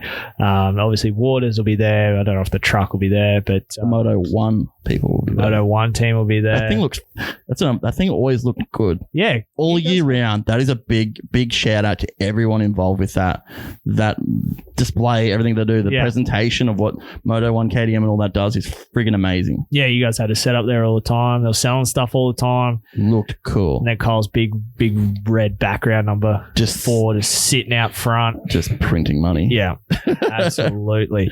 So yeah, come and check it out if you're not, because there's going to be a heap of people there. Nick and I are going to be shouting down the microphones all day long, both days. And then we head to Mackay the 25th of August, I think it is. That's right. Mackay for the final round of the series. I am a little bummed that that's the finale, because it's kind of can't hang back and have the day off and, party. Like you can at Coolum. You can, but you can't like it, What time's our flight? Like late. We could party. That's good. Because our flight is like 9 o'clock. You're driving from the airport. The airport is so close. The airport is literally close. Mate, I know we are in Brisbane right now, but the airport's a little bit further than from our destination here. Oh, well, you mean when we get back? Yeah, you're driving. Oh, yeah. Well, someone's going to have to. Uber. Wiz, you free or? Yeah. Can you meet us at the airport? Pick us up. We probably will be in some type of state. We may be on the no-fly list. Hey, by the way, are you busy on the weekend? I guess I'm going to get myself into here. I know what you're roping him into. Yeah. Something that we're super unorganized with. Yeah. Yeah. Great. Chat after the show. Yeah. Remind me. Show title. What? Got some comments coming through there, Nick. Let's get to them before we go to commercial break and come back with Ross Beaton. Okay, so another one we got here. Yeah, the boys. Full Send, Kyle and Corey. Chook from Ryan Ashdown. Another one from Ryan Tobler. Boys, check your inbox. I sent you a photo of young Corey Chook in his cowboy days. Oh, goodness. Oh, yeah, we're getting to that. Have you got something there? I don't know. I'm having a look up. Okay, I'll keep talking. I'll keep talking. Thanks. Jade Hannon. That Corey's a good-looking rooster. Does he have a girlfriend? You said the name now. Do you know who that is? She lives like around the corner from me. Oh, yeah. She's on. So do you know her? Yeah, I do know her. How well do you know her? Oh, like growing up with them. Is she all right? Yeah. Well, she thinks you're all right. I think she's into you, dude. Well. That's epic. No. You're joking. Nobody's going to see this on screen. That is cute as hell. You can give them to him if you like. Send that to Jade. The cameras aren't going to see this, but it's, I'll explain. What happened? It's a very cute Corey chick. Yeah, but what happened? I don't know. Same as me. Wearing a straw cowboy hat. He'd be what, six months? Oh, how good am I? I know kids. 6 months old and just absolutely lady killing it with a straw cowboy hat and a flanny. Full cowboy. You're yeah. I like it. Anthony Rutledge. Problem is everyone outside the top 4 are working. Yeah, that is something that we're going to take into consideration. Brash Woodstock. I noticed AC9 was missing this weekend with an old man style issue. ET3 was motoring. Are all his factory parts back in his bike? Brash, it looks like that is the case. It looks like Eli has got his parts back. But we'll touch on this. Yeah. How awesome was Eli Tomac in that final moto, Kyle? Did you watch a motocross yet? Have you had a chance to watch it? No? You haven't watched American stuff? Did you watch it? Oh, I've been watching bits and pieces. Oh, the second moto, dude. Eli Tomac went full beast mode. He went from they were doing 2:16. He was doing 2:16.4, and then he went on the second last lap doing a 2:13. He dropped 3 seconds in one lap. How do you do that? I seen him jumping that extra roller up the hill. Well, it was that. It was him smashing the berms down the bottom as well. But yeah, dude, on another level. Eli Tomac, when he just puts it together. where just everything clicks. Yeah. He can do stuff nobody else can. Yeah. Like that, nobody even comes close to it. Goes into a zone. Do you go into a zone when you ride, Kyle? Like when you're just feeling it, like everything's just easy. You're just going along. You ever get that point? Sometimes. It's good when you get there, huh? And you just ride and it's like, oh, this is so easy right now. And you're going so fast. Sorry, I've trust never me. experienced that. Trust me. There's maybe one time I experienced that. It was at Coolum, actually. Oh, really? Yeah. It was before you were born, too. Let's not discuss that anymore. It was 2008. Corey, there are some more people asking for this pink bar pad. Oh, so yeah. yes. Yeah. It'll be on. We don't have a bar sponsor, so send it. We're ready to go. We'll sort that out. Mum with the Kyle's birthday this Wednesday. Look at that. Oh, so he's sneaking into the chat. Okay, just blow me out, love. Aiden Gordon, looking good. Corey, Mitch Thorne, what did you think of the Venom gas, gear, and helmet? What do you think? It's hard to read on like screen, but when you see it with him standing in it, it's just different. It's cool. Yeah, I like it, and I think Bam Bam's one of those dudes that can pull that stuff off. Yeah. He can make it work, and it's something different for him. So I thought it was cool. I like seeing that. Daniel Young, Anya Nugget. Childhood nickname. Is that you? Yeah. Nugget, yeah. The cowboy Nugget. Yep. Nugget days. Yeah. That's all we got. That's all we got. We keep them coming through, guys. As I said, topics coming up. We got some, I said we've had some pretty good ones. Nick's got a bunch more we're going to get to after we get to Ross Beaton here after the commercial break. But we got, heaps of other stuff to talk about, Nick. We've got some MX Nations talk, which is, that is coming, and you guys got to listen for that because you will listen to what Nick is just murdering us with here. Can you just write all these things down, Wiz, of him slandering me, so when we win and we pocket $5,000, he'll look at me and go, "Oh, that was a good decision." Once everyone hears what the actual bet money is, I'll just be like, "You guys are idiots." But we're talking American here. Yeah, 5,000. We got heaps of stuff coming up. As I said, stick around for that. Before we go to the commercial break, please check out all of our partners of the Moto Limited Show. Help them out, and if you want a deal, hit us up. Yeah. Moto Limited Show, MotoLimitedShow@gmail.com if you want to email us, or get onto Instagram or Facebook. DM us if you're looking for a deal with any of our partners. Hit us up and we can point you in the right direction of the person that can help you out for sure. So make sure you guys stick around through this. Support the partners of the Moto Limited Show, and we will be back after this with Ross Beaton. And welcome back to show 50 of the Moto Limited Show, brought to you by Street Race Solutions. Nick, we got our first guest of the evening up, and as I said early on in the show, this one is a is that sweat or tears coming from your face? Mate, it's a little both. I'm a little nervous, actually. We've had some names on this show, but this one is a pretty big one for myself. It's going to be brought to you by Street Race Solutions, Nick. The guys up on the hill there, Stu and the team, killing it. Doesn't matter what it is, street cars, race cars, drift cars, anything with four wheels and a motor, anything you want to do, go see Stu. He might even have ideas for you. Anything, we've been up there, Trent. We've seen some of the things these guys have done. It's absolutely incredible. They're going to go for some world records soon. So, there's not much more to say about that. Just the incredible stuff he's doing up there. I think I heard the boys actually at QR the other day. Oh, dude. Hey, actually, I was going to say, did you see the parachutes on the car? Nah. Oh, dude, it looks so badass. Yeah, they're pretty bad. So brought to you by Street Race Solutions. He is the founder, the operator, the main man down there at the Beatons Pro Formula. It's Ross Beaton. Ross, how are you?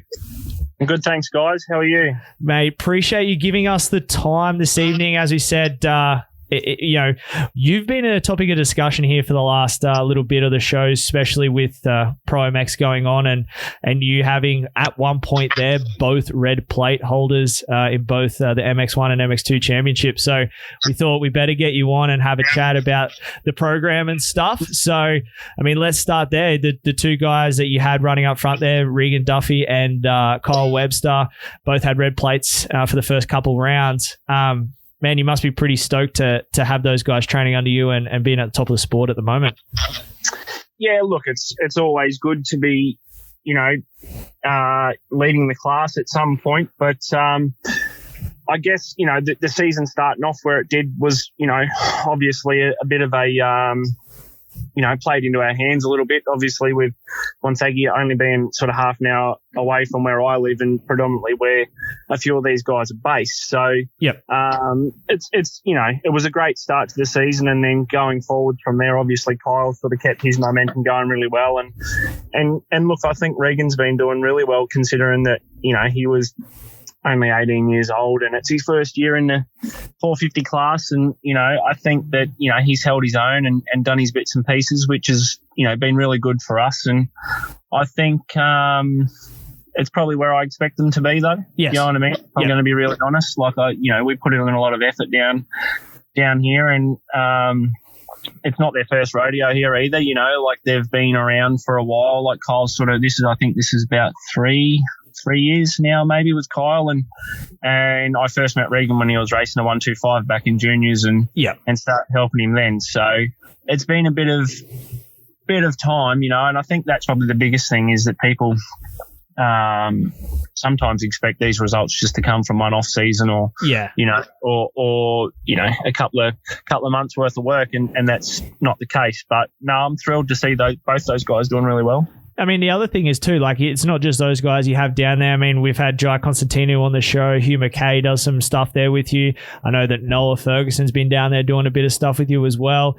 I mean, you got a whole crew of riders down there that are starting to, really shine here and have had glimpses. So is that sort of the secret sauce about the program, is that you've got, a lot of the top guys there just battling it out during the week? I think that was probably like it is and it isn't. It can it goes both ways. Like, like I've got a really good relationship with with Jai, like you said, and he's a rider that's been on our program for a while now, and it's sort of people are only just starting to recognise the potential that he has because of the results that he sort of got at Wonthaggi. And then, I was confident in his ability to go forwards and then take those results onto other tracks. And, I really think that Jai's a top 5 rider, with the work that he puts in and the effort that he's got going on and, just the way that he sort of carries himself and he goes about his racing. I really admire it. And I feel like, so having Kyle and Regan and the guys like that to benchmark himself off was, he probably come into the season, and we had this discussion, like he come into the season thinking, geez, I'm really hoping I get a sort of top 10. And, same with Alex. Like Alex was sort of thinking, I don't know. And then they rolled up at round 1 and they were both, really competitive, in the top 5. And I think even in qualifying, if my memory serves me right, they were 1, 2, and 3 almost. So which was really good. Like their speed, obviously, it's hard racing against Kyle every day for them guys because they don't know exactly where they stack up. But I think that's a good thing for them is that when it comes to race day, their racing is a lot easier. Yeah, that's for sure. That is for sure. Going back into it now, the Pro MX, the situation we got going on in Australia at the moment, Ross, done a few rounds. They don't know when it's going to happen. These conversations are happening whether, hey, we've done 3 rounds, we can technically call this thing a championship. What's your thoughts on that and moving forward a solution to getting these rounds won, sort of run and done?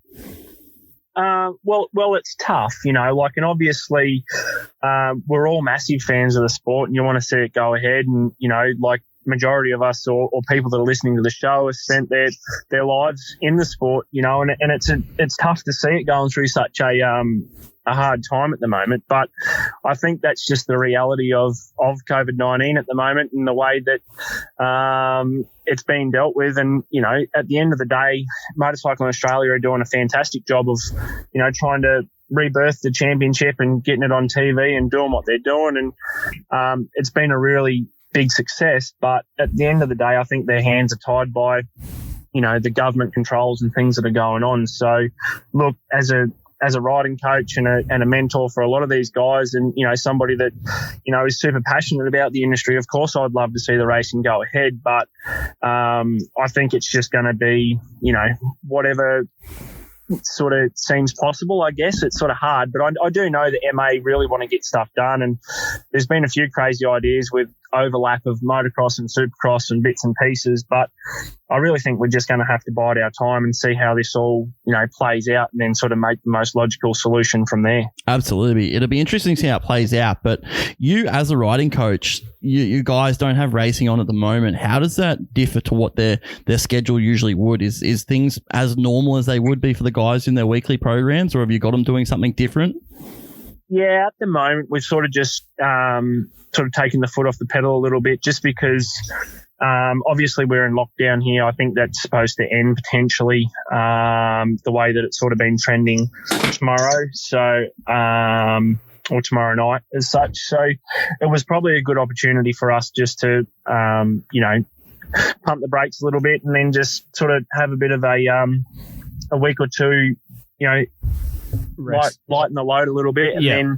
And then now obviously we can sort of, it's just hard. It's hard to plan and sort of formulate some sort of program without a set date in mind. Do you know what I mean? Yeah. And that's probably the biggest thing. So we'll just sort of, the best part about our program, I guess, and the place of where we live is the fact that, we've got heaps of different people involved as well. So like Daniel Milner and Mason Simmons ride with us a lot. So instead of us just going and pounding out motos flat out, we can head out and all go trail riding and do, a lot of on-bike stuff with predominantly skills-based things where we're all having a good time and it's all skills building and fun.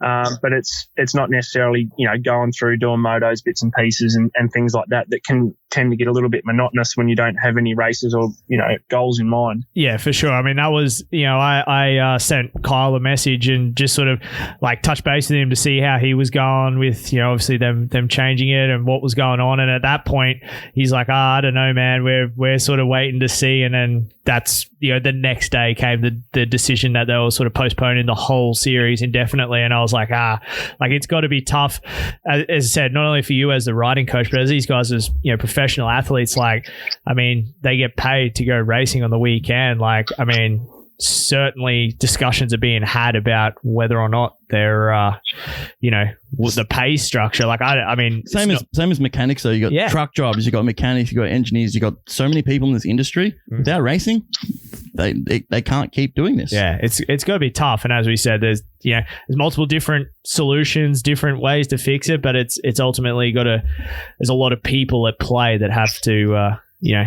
to be won over by the decision. And I think you're not going to please everyone, unfortunately, with everything going on. But hey, part of what's going on in the world at the moment, and we can discuss this till the cows come home for sure. But I want to move on a little bit, Ross, to obviously, you're the older brother to Jed Beaton. Most people know that Jed's over, the last 2 rounds. He's been on fire over there in Europe at the moment in the MXGP. He's getting a podium a week or so ago, and then fourth this weekend.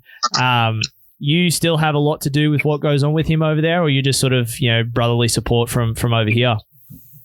Oh, look, yeah, it's great to see Jed doing what he's doing. And, him and I are, we're brothers. We're always in contact, we're best mates sort of thing. So I'm always invested in what he's doing there and bits and pieces. But at the same time, you can only do so much from the other side of the world. And, it comes a time where you got to, like Jed's, he's 23 now, so he's old enough to make his own decisions and do his things. But for sure, like, we bounce ideas off one another and we talk about things and bits and pieces all the time, and I help him as much as I can where I can.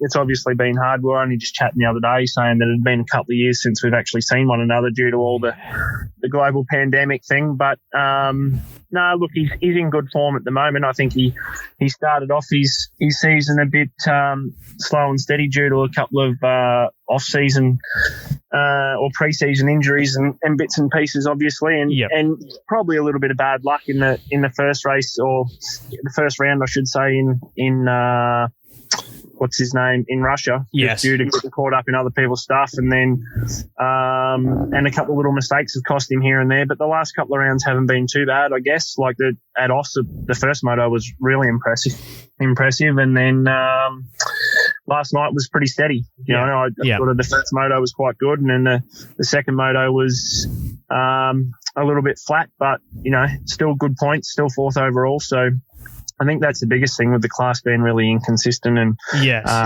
being sort of 12 guys that can can do really well at the moment. It's sort of hard. You just got to try and log, a good amount of points every weekend, and sort of by the time the 18th or 20th round or whatever there is in the championship plays out, that he might end up finding himself somewhere in contention, hopefully. Yeah, I mean, dude, it's such a long series too, and that's what we sort of forget. Like, we get caught up in, our championship here is 10 rounds, US is 12, but that MXGP is like 20 rounds. Like, it's a lot of racing that these guys are going to go out and perform 2 motos for 20 rounds. Like, it's hectic. So, I mean, he's got the long hair going at the moment too. Like, just looking, he's got the full European lifestyle going on at the moment over there. Embracing his friends. He's like, whereabouts is he based? Like, living over there? Is he close to where the team is in Belgium, or? Yeah, he lives just around the corner sort of thing. Like, obviously, in Belgium, like, Lommel itself is sort of the main hub for majority of the teams and bits and pieces that are based around that area. So yeah, he has an apartment that's sort of, probably, I don't know, a good sort of 5-minute push bike ride, I say, to the workshop, which is really convenient and easy. And then Lommel Moto Track's only sort of 45 seconds down the road type of thing. So, which is really handy for them guys. But he's been there for, 5 years or so now. So, probably only 3 in the place he's at now. He was in a couple of different places beforehand, but so yeah, he's really settled, and his girlfriend Holly's there with him now. So, and he's got a little dog. So he's pretty organised there now, so he's set up. It's good. He's just got to, keep doing what he's doing, and hopefully the results will start to come, and, he can cement himself a good 450 seat, and then hopefully it sort of works out for the years to come. Absolutely. And talking about the results and, starting to show, we're getting a lot of talk now coming with the MX of Nations, MXDN of our Australian team, and we're hearing a lot of people throwing around that Jed is going to be a high pick for that team. Is that something you guys have spoken about, or is that something that has been brought to your attention as well with what we're going to be doing for our MX of Nations team?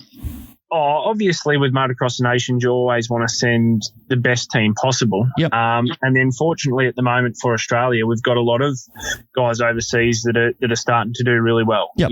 Like we've got both the Lawrence brothers who, are really A-class riders, and they're doing unbelievable things in America. And then, obviously, Mitch is normally in Europe with Jed, and Wilson's actually riding really well now too. Like, he's starting to come onto some really good form, which is so good to see after a sort of, really sort of hard couple of years or year and a half over there for Wilson. So I think the biggest thing with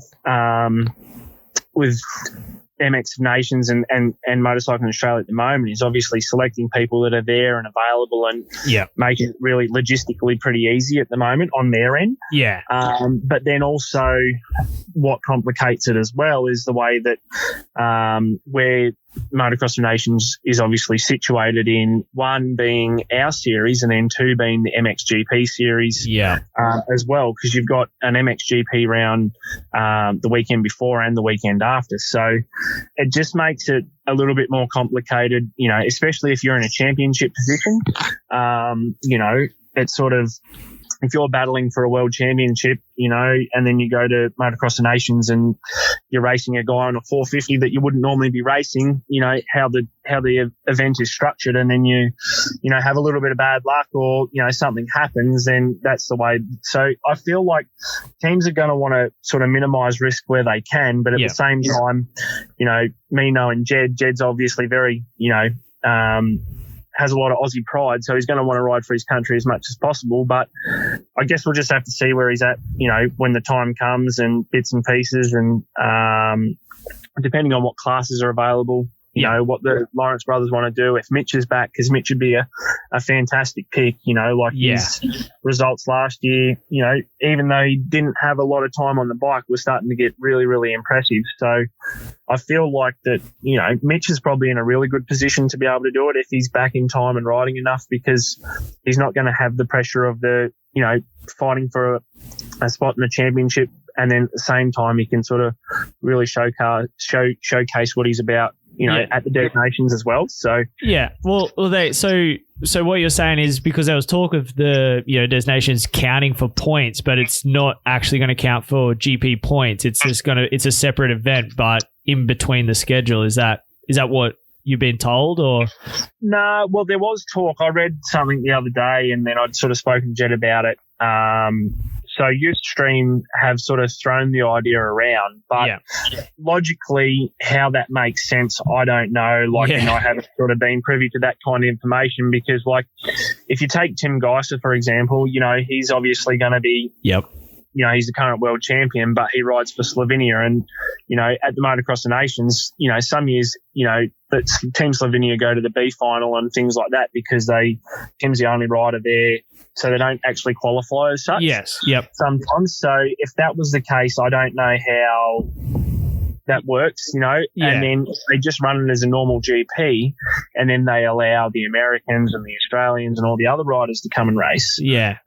We spoke about that too. I had the exact words that you just said come out of my mouth on Saturday night. I'm like, how does Geiser score points if Slovenia that, as you said, don't make the A main some years?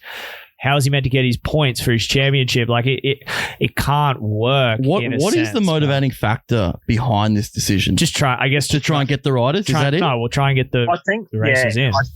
I think that's probably the biggest thing. I think that Ustream and that would probably realise that it's a bit sensitive for some guys that because obviously the Motocross Nations is normally after their season. So and they've never actually sort of ran one in amongst the GP season. So I feel like that they're trying to get it happening. They're trying to make it part of the calendar, but then to there's a lot of cogs and stuff that have got to line up and it all work together to make it happen. So I feel like they're just trying to come up with a way that suits both. You know what I mean? It suits the fact that all these international riders can come and do the race. Yeah.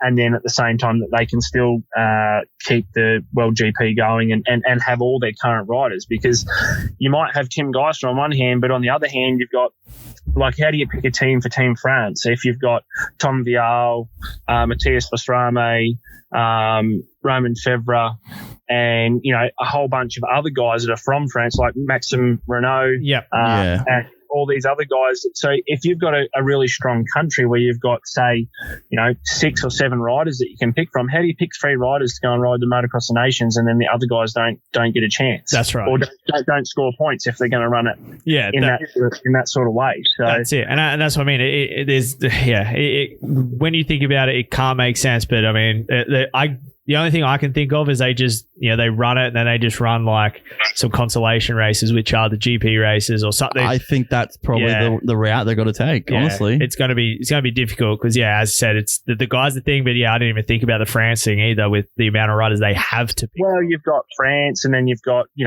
Australia, you could be put into that same boat too. You've got Jeff, Wilson, Mitch, and then the Lawrence brothers. So there's 5 guys, plus that's only the guys that are international at the moment. Then you've got the likes of Kyle and then Regan if they were keen, and then you have obviously Luke Clout's really good, and you got people like Gibbsy and all these guys, Hayden Melross, heaps of guys that could go and do it. You know what I mean, from Australia. So you've got a predicament there as well, where you've got a country. The Netherlands is the same. You know what I mean? There's a lot of riders from a lot of parts that there's going to be too many for an actual 3-rider team. So I feel like that I personally, I just can't see how that's going to work. You know what I mean? Yeah, 100%. As I said, we discussed it, and we've also had the discussion of the riders too. As you said, you named off all the guys internationally, and then we got the guys here in Australia killing it at the moment. I don't feel like Kyle's had an opportunity to go to a Des Nations and show what he can really do. He kind of got thrown in last minute, 2 years ago, and still performed in that last minute situation. If he got legitimately picked and went over there, Kyle could do amazing things. But there's so, and I mean, it's a good thing for Australian motocross. We have the ability now where we have multiple riders we can choose from, and we could really go there and have a legit show shot. 100% with that. But ifs or buts. I mean, we've talked about it. I mean, the ultimate team is obviously the two Lawrence brothers and Jed. That's odds on favourite. I think everyone is talking about that at the moment as being the Australian team. And, I mean, for us and probably for yourself, you'd like to see Jed ride a 450 because that's probably a good way for him to step out and show the 450 teams that he could be good on one of them as well. So, I mean, that, to us as media, that looks like a motivating factor, but there's obviously a lot more other things at play. Obviously, working with the team as well. I think too is the biggest thing. Like I see it all the time. I see all these people that they'll get online and they have a favourite rider, or they got somebody and they think, oh, they need to go because it'd be so good for their career, or they're killing it here and whatever. But I think what people you got to keep in mind that Australia are yet to win a Motocross of Nations, and once you've got a really good calibre of riders, and if you can send a legitimate team to that could potentially actually put that first rung on the map, I feel like you're up against some seriously good riders that have a lot of experience. You know what I mean? So I feel like while it can be a token thing to try and send riders to gain experience and to open doors, I feel like it's an event that's so prestigious that you do want to send your best team. Yeah. You know what I mean? So and I feel like that a lot of time, like I was with Jed one time, we went to Belgium, we were training, we actually, the year that Jed won the championship in 2016. Yes. He got selected to go and race at the Motocross of Nations in Majora. And we were over there and we're practicing, and he broke his collarbone the week before or 2 weeks before. And that was a sort of avenue that, it would have been so good to, go and showcase and do the right thing and, hopefully gain some experience and get a ride or something out of it. But then it was really fortunate for Mitch Evans. He got to fill in. Yeah. And then it just completely opened his eyes to what is possible. And so it can work really, really, really well. But at the same time, I feel like you want to really send a super competitive team if you got the ability to do so. Yeah, for sure. As I said, we've really discussed We've beaten it to death. Yeah, we are just excited to get it done and see what team we get and produce. And as I said, I think the biggest thing going to stop our Australian riders going over is obviously border restrictions and travel restrictions for the likes of Kyle and stuff to go over and get back is probably and to have enough support over there as well. Yeah. And also now I think the complicating thing is our season being pushed back. It's going to sort of overlap and be, time poor in that regard as well. You know what I mean? I think that probably half rules out a lot of Australian guys is to the fact that they're going to have 2 weeks in quarantine when they come back, and then obviously sourcing the equipment for them to go there. And then when they do come back, at what point do they have time to go and do the quarantine and then still be ready to race? Yep. May it be the next weekend after that or whatever. So, yeah, I think it is hard. So I think that the most logical thing is to pick the best international team you can. Yeah. Whether Jed's in that team or he's not, like it's sort of that's my view on it. You know. Yeah, for sure. For sure. I mean, you could come on and say that, but ultimately the best thing is for us to have the best Team Australia we possibly can and get it done. And I said, be nice to win one. I mean, as team, exactly. Best Team Australia. I think it's realistic though. Honestly, do. I mean, Ross, be it this year, be it the next 5-6 years, I think we have a legitimate shot for the years coming with the amount of talent we have floating around internationally and domestically. 100%, and that's my biggest motivator down here is the fact that I've been doing my job now for about 6 years, doing what I'm doing, like coaching riders and doing whatever, and the biggest thing that I'm trying to achieve with it is obviously seeing guys do really well here and get results and whatever is one thing, but what really gives me a lot of satisfaction out of my job is to see the years and years and years of hard work pay off and guys go and get international careers. Like, Wilson used to live with us flat out. He trained here with us full noise when he was around. Like, he was the first guy that used to live with Jed and I and bits and pieces. So it was really, really rewarding to see the last couple of rounds of him actually running up the front with those guys. And, that's probably my biggest thing. And I've sort of tried to help Kyle get to Europe at times and, because I really believe in his skill and Regan's the next guy. He really needs to be able to go and do something overseas and if we can just keep generating really, really good riders from Australia through, a lot of hard work and, just churning out riders year after year, it's just going to put Australia on the map as such and create really good pathways for our young and up-and-coming juniors. And that's my goal, you know what I mean? As much as it's nice winning races here and bits and pieces, I just want to, help the guys, do what Jed's done, go to America, go to overseas, and whether it be Europe or America, but just cement really solid rides and race at the best level of racing in the world because, Dean Ferris has done it, Toddy Waters has done it, you know what I mean? There's a whole bunch of guys that have been able to do it from here. And I feel like that the more people that can do it, the more serious Australia gets taken as a country of races. For sure. And as I said, I really want to sit down and do a deep dive because I feel like you and I could talk about this for a long time. We grew up with similar ages and in the era of sport that we grew up in and the amount of riders that, I think if the opportunities were available that are available now were back then, I feel like we'd have a very, very strong contingent overseas. But that's a whole nother topic for a whole nother day. And unfortunately, we got to let you go, man. We appreciate you giving us the time here tonight on the Moto Limited Show. As I said, definitely got to sit down, do a deep dive on your career and talk about some of this sort of stuff because, as I said, there's your career alone, let alone what you've done post your racing career, is epic in itself. So, man, appreciate the time. No worries at all. Thanks for having me, guys. No worries. Thanks, Ross. Talk soon. See you, buddy. Thanks, Ross. Cheers. Ross Beaton. Still no clear to the Australian team. No, ultimately, if he knew, he even puts in a lot of factors as well that I didn't think about. Dude, he's so smart. But I honestly, dude, I think we have a serious chance at this. We do. What do you think, Kyle, about Team Australia at the Motocross of Nations? Do you think we have a chance of winning if, let's say that it's Jet Lawrence, Hunter Lawrence, and Jed Beaton go over there? Do you reckon we have a chance of winning against the big countries? Maybe. I would. I would think we're very, very strong. But that's not the team, but that's what we're thinking. Are you a Jet or a Hunter fan? Jet. You're a Jet fan? Yep. Yeah. They love the Jet. Everyone loves the Jet. I'm a Hunter fan. Yeah, as we're well. Hunter guys. Hunter. But I knew Jet as well. But you're gonna follow in Jet's footsteps? Is the plan to go over to America? Would you like to go to America? Yeah. Supercross? Do you like jumps? Yes. Yes, he does. Yeah, boy. He's the first one to jump everything in the class and just make me just... Can you take us? Yeah. Take us with you to the top on your way through. What about you, Corey? I think if it was to ever be their year, it would be this year, 100%. Yeah, but I still think too we've got a lot of years. I mean, a lot of people coming up. Well, Jed's young. Just remember what he just said, all right? If there's 1 year it's going to get done, it's this year. Well, remember that. Well, that's it. While we're on this Des Nations chat or Motocross of Nations chat, just everybody take a listen to Nick. He calls up Pulp. Everyone who listens to the show should know that we're both fans of Steve Mathis and Pulp MX. That's the inspiration of why we started our own show. Nick calls up.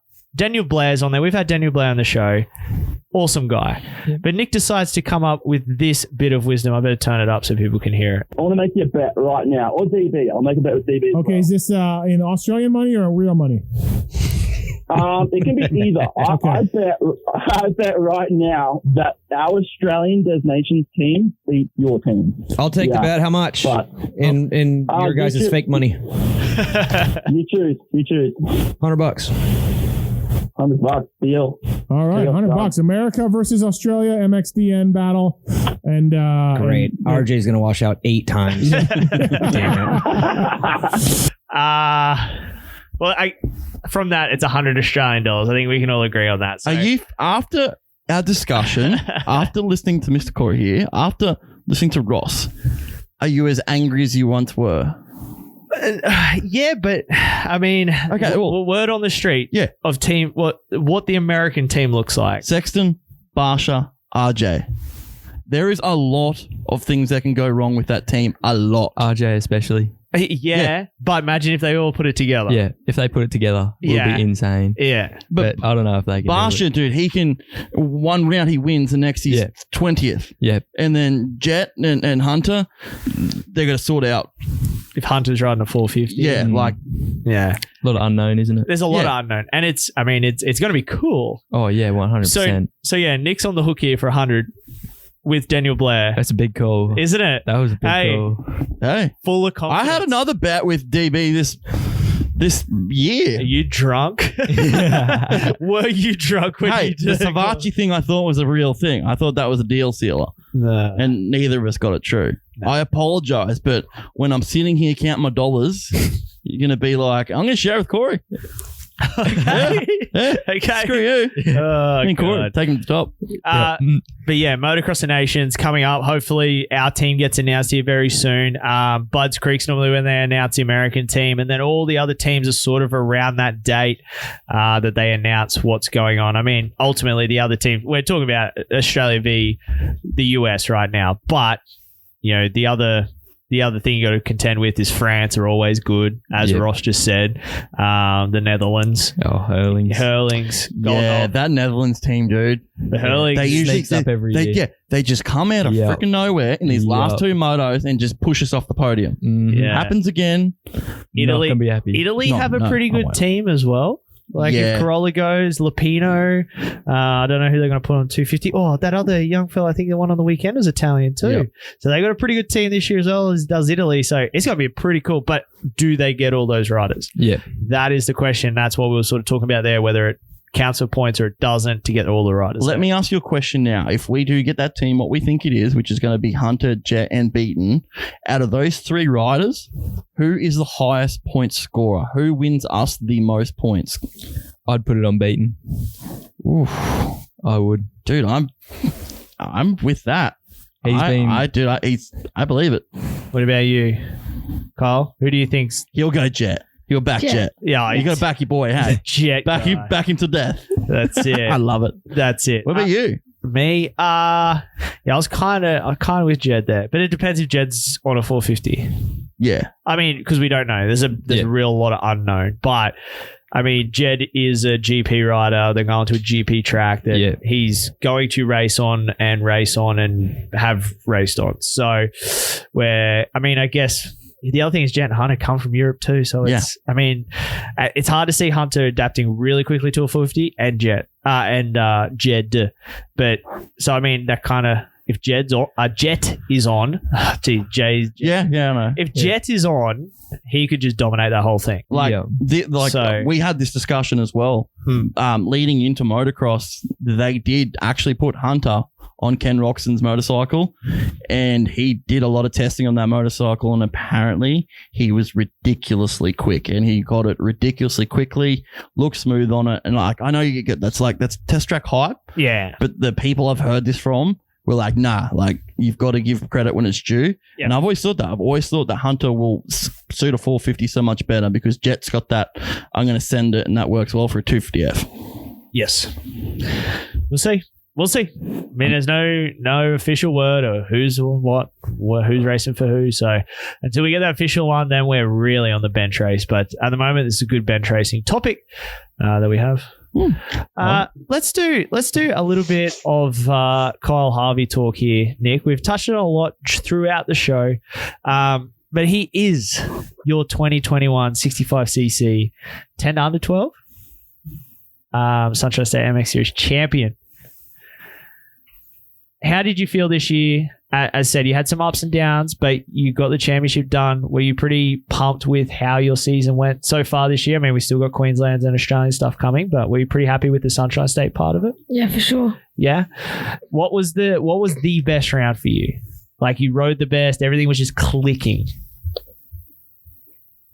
Probably Aero. The track. What track? Cool. Was the best track where you just clicked. Did you crash at that one? Or no. What was the one that you crashed at and you charged for? Was that Warwick? Yeah. Yeah, Warwick, yeah. I see sand. Again, they all mush into one with my old brain. But so Coolum was the best one. Was the worst one where you just was like, everything was going against you? Was that Warwick? Yeah. I like it though. As I said, you charged through some, like, through the pack and didn't give up. Never give up attitude. And that's what I it see. was always cool seeing mum and dad on the side there just waving you on. It was epic. Like, dude, mum can cheer. Where we sit and we're doing some commentating, we usually get to, look down and see around. Every time, mum's just there, just full at it. actually, you know what I liked the most too? Was every time you're on the podium, mum was right there with the camera. Don't ever get sick of that. Because trust me, when you get old, you like seeing those pictures and videos when you get older. So always smile, always let mum take pictures because they're pretty cool when you grow up and you go, that was cool. A little time capture there. But every single time I was like, and we've been on, scissor lifts way up high, we can still hear. So I can hear mum. You must be able to hear on the bike. But you had that little 65 screaming. Do you know where mum or dad's going to be on the track? You look over and see if they're there, or sort of just eyes on the game, just at it? Actually, speaking of which, did you see the picture we posted up of you saying that you're on the show and that picture with your tongue hanging out of the side of your mouth? And I've seen another one and you're doing the same thing. Is that something that you do where you ride and you just with tongue hanging out of the mouth? You don't even know. It's cool. We've all got things like that though. Yeah, like when I'm I know, dude, when I'm thinking or doing something though, I lick my lips like that all the time. It tries to get the balance right. You can get the balance right without tongue hanging out. I got a question I've got for you is next year, this Sunshine State MX season, would you want to see it longer? Would you want to see more rounds, or are you happy with the amount of rounds that are in it? I'm happy with the amount of rounds. So you're like 5. Yep. If there was a track you would personally want added to it, or if there's one you'd love to race in Queensland, what would it be? Definitely Coolum. You like Coolum? You want Coolum? Yeah. You do two Coolum rounds? Do 5 Coolum rounds. No 5. You like want a Toowoomba in there as well. You like Toowoomba. The stepping up to the 85 next year. Have you ridden an 85 yet? Yeah. You test on one? Do you like the bigger wheels, the bigger suspension, the more power, or still a little much yet? Probably, I don't know. Got to get a bit stronger. So do you still go to school? Yeah. What grade? Year 5. 5. What's your favorite subject? What do you look forward to going to school? Like when I went to school, I look forward to smoko and lunch. At home time. He still does. Yeah, you're true. What's your favorite? Probably at lunch. Lunch, yeah. See, yeah. He's gonna hang out with us more often. I think he's got a lot in common. I like to eat, and he's a July kid. Shout out to all the July kids. Hey, by the way, we had a message come through. Yeah. Jai Walker, friend of the show. Yes, great guy. The same bloody birthday as me. Well, we're going to have to do some celebrating on Saturday evening. We're going to have to do some, because I think isn't he 18? Yeah. Or is he 18? No, I'm pretty sure he is. He's meant to be a factory rider, but we can corrupt him as well. I'm pretty sure we can corrupt. we can corrupt people quite easy, hey, Corey? Yeah, especially after a heap of Kyle Harvey cake when we had the I can't wait for a bit of Kyle Harvey. Yeah, I don't mean, I'm going straight there. Are we having it for breakfast, Kyle? Oh, you got to race, so you got to be professional. Yeah. No, that's cool. I mean, you've got Queensland titles coming up. We've sort of discussed that. Are you doing the Australian junior titles at Rockhampton as well? Yeah. You've been up there before, ridden in Rockhampton? Yeah. You like your chances to get an Australian title as well? I love Rocky. Love Rocky? Oh, they're gonna be careful. They're gonna be real careful. What number do you run at the Aussies? Because obviously you have to have a 4 in front of your number. What do you run? Or you're going to try and just run the number 4? Yeah. Got to get in early, though. That number goes quick. Everyone wants the number 4. I mean, I think I had... So how does that work? It's just when you I know Queensland, you got to have the 4, but you just enter for your number. No, we enter and then I think they give you I mean, it's been a while. Yeah. I mean, the last one I did was 2007. But you used to select a number. Is it still the same? They give you like a selection of what's left and you can pick, So you get to select. So there's normally 4 and then all the 40s and then 400 and whatever from there. So, I mean, I had 447 one year. My first ever year, we didn't even know. I was on a 60. Yeah. And then I only did twice. Second year, I had 43. Bit of Mitch Evans. Yeah, true. Now, I didn't ride like him. Just by the way. Didn't work? FYI. Good to know. I asked this question to everybody. Right. But middle of the week, you're not riding. What else do you do? Do you like to play games? Do you play computer games? Do you play PlayStation? I usually train every Wednesday. So that's your thing every Wednesday? Do you like training? Yeah. Yes. Yeah. Yeah. What else do you do for fun? Like when you're not training? Push bike ride, BMX, skateboard. Probably play PlayStation. PlayStation. What game? What's your favorite game? Don't know. Are you a Fortnite guy? Are you a No. Call of Duty guy? Supercross guy? Supercross game? MXGP game? No? Oh. What do you play? Yeah. I don't know. Roblox? Minecraft? Roblox? I mean, I'm just watching what my kid does. I don't know, but I don't even have it. Well, I have an Xbox. It's his. A little advice, stay away from Call of Duty. Stay away from Fortnite. You will be fine. Just cut motos on Supercross the game. What about TV and movie? What sort of TV do you like? You probably don't watch much of it, but what's your favorite? Do you like comics? Do you like The Simpsons? Do you like sort of stuff do you like? YouTube. Yeah. Dude, these kids love YouTube. Dude, kids. I got into a whirlwind last night. I went on there to watch motocross highlights, and I think when I went to bed, I was watching 101 ways a bloody roller coaster can be formed. Oh, man. I got into one of them like rabbit holes. You went a deep rabbit hole. Yeah, every night. Yeah. Recommendation we're gonna get, rabbit hole. Yeah. We're going to do some Corey Chicken here, but one thing I'm going to leave you with, Kyle, I'll let you, when you're on YouTube, look up The Great Outdoors 2. Greatest motocross movie ever. You probably won't know any of the riders in it, but it is the most epic video ever. Let me know when you watch it, and if you haven't, I'll watch it with you because I'll watch it again. I think probably for the 3 millionth time. But I'm probably going to get into a lot of trouble now. I haven't watched it. You get out. So mic's off. He's being cut off. Cut off. So we can watch it together. Yeah, it's a great movie. And if it's crap, I got your back. You know Ricky Carmichael, huh? Yeah, cool. Yeah. Carmichael in his prime, 2003. All right, a long time ago, but it's before he was born, dude. Yeah, it was a great movie. 2 strokes. When 2 strokes were great. Kevin Windham on a 4-stroke. GC 125 Cup. Proved 125s and 2 strokes are back. They are. What about you, Corey? We've got you in. You won the Privateer Takeover. Yeah. We So you have never done a Queensland title? No, I've done Sunny States this year. Yep. Didn't really go to plan, but you rode a 125 bar. This kid was hanging on that to 125 was at the end of its time. It had a bit of, I personally knew what was going on with that thing, and I was like, this thing is was definitely not in a good way. You rode the wheels off it too, Nick. Have you watched him ride? Yeah, Trent, I have. Cool. I do attend the events. Some. Most. 50% of the time, all the time. Easy, buddy. You're on my side here. He doesn't have control of the bikes. Yeah. True. So yeah, you've made the switch to the 4-stroke for this one. You're doing that. What are the feelings for you to go and do the Queensland titles? Oh, it's definitely something different. Definitely thought we'd give it a crack for my last year of juniors. Mm-hmm. So it's kind of like my last shot at it type thing. And kind of just haven't really got much expectation. Just going to go in and give it 100% because don't really know how I stack up against them 250 guys as of the moment. So definitely just going to go in and see how we go. Feeling the 250F? Oh, big time. Way better.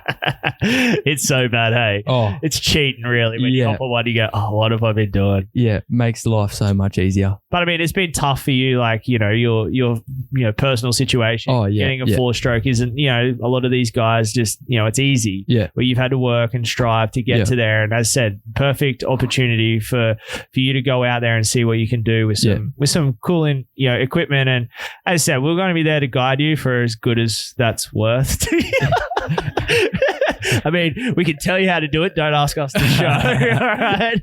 It's I'll show you how to get hand cramps in a lap. That's easy. Oh, that's not. We'll also show you how to boil the brakes. Yeah, good at boiling brakes. Right. Yeah, but dude, I'm the same. As long as you leave there happy and you've had a good time, smile on your face. Yeah, dude, I'm just take it in because it is different. Like it's different to the Sunny States because you get some, but it's in the same sentence. It's pretty much the same. Like you get some guys from up north come down and whatever Central Queensland come in as well, and they're quick. Yeah. But it still feels the same. I mean, if you do an Australian junior title, which I mean, if you could do that, you probably should tick that off the bucket list as well if you possibly could. Like that's another level. That's a whole different world. But it's cool that you get to experience it and Coolum and Mackay are two pretty cool tracks. Yeah. Would have liked to kill Koi or something. Oh, as you do. something with a bit of clay would have been nice. Something nice and solid. But no, we're stoked. When did you start riding? Like as a kid or? So I got my first 50 at 5. Yep. And then just went up through, had about 4 85s. Actually, my second 85 come from Hunter Lawrence. Oh. Originally, yeah. So cool. Transfer of power. Hey? Transfer of power. Did you get some more speed just hopping on that? Big time. Oh, You didn't sell that. Did you sell that bike? Yeah, we did actually. Oh. Went to my brother. You got that bike? And then it blew up and then it just had to go. Yeah. So. But it would have been worth nothing anyway. Oh, because he didn't sign it. Yeah, exactly. Yeah. So then as we went from there, went up to the 125 and rode that thing for 2 years, and then it eventually just went its way out, and then grandparents put their hand in their pocket and bought me a 250. So that's cool. That's cool. That's cool. Well, as I said, man, we are beyond excited to be able to two of us. Yeah, to give you the opportunity. And as you said, like we've grown up in the sport. Like if you want to talk about the old days, strap in, buddy. 'Cause we will tell you about the old days. But it's just cool. You know, it's an expensive sport. Oh, yeah. And we got to thank Polysport, Pirelli, Moto, Ride Tribe, and Hyperlyfe for jumping on board to make this even possible for us to put this together. You know, and Pirelli and Moto are the title sponsors of the Queensland titles. So, you know, they're giving back to the sport to give us some racing to go to. But it's, dude, I said it's for us. We are excited just to let you experience it. Yeah.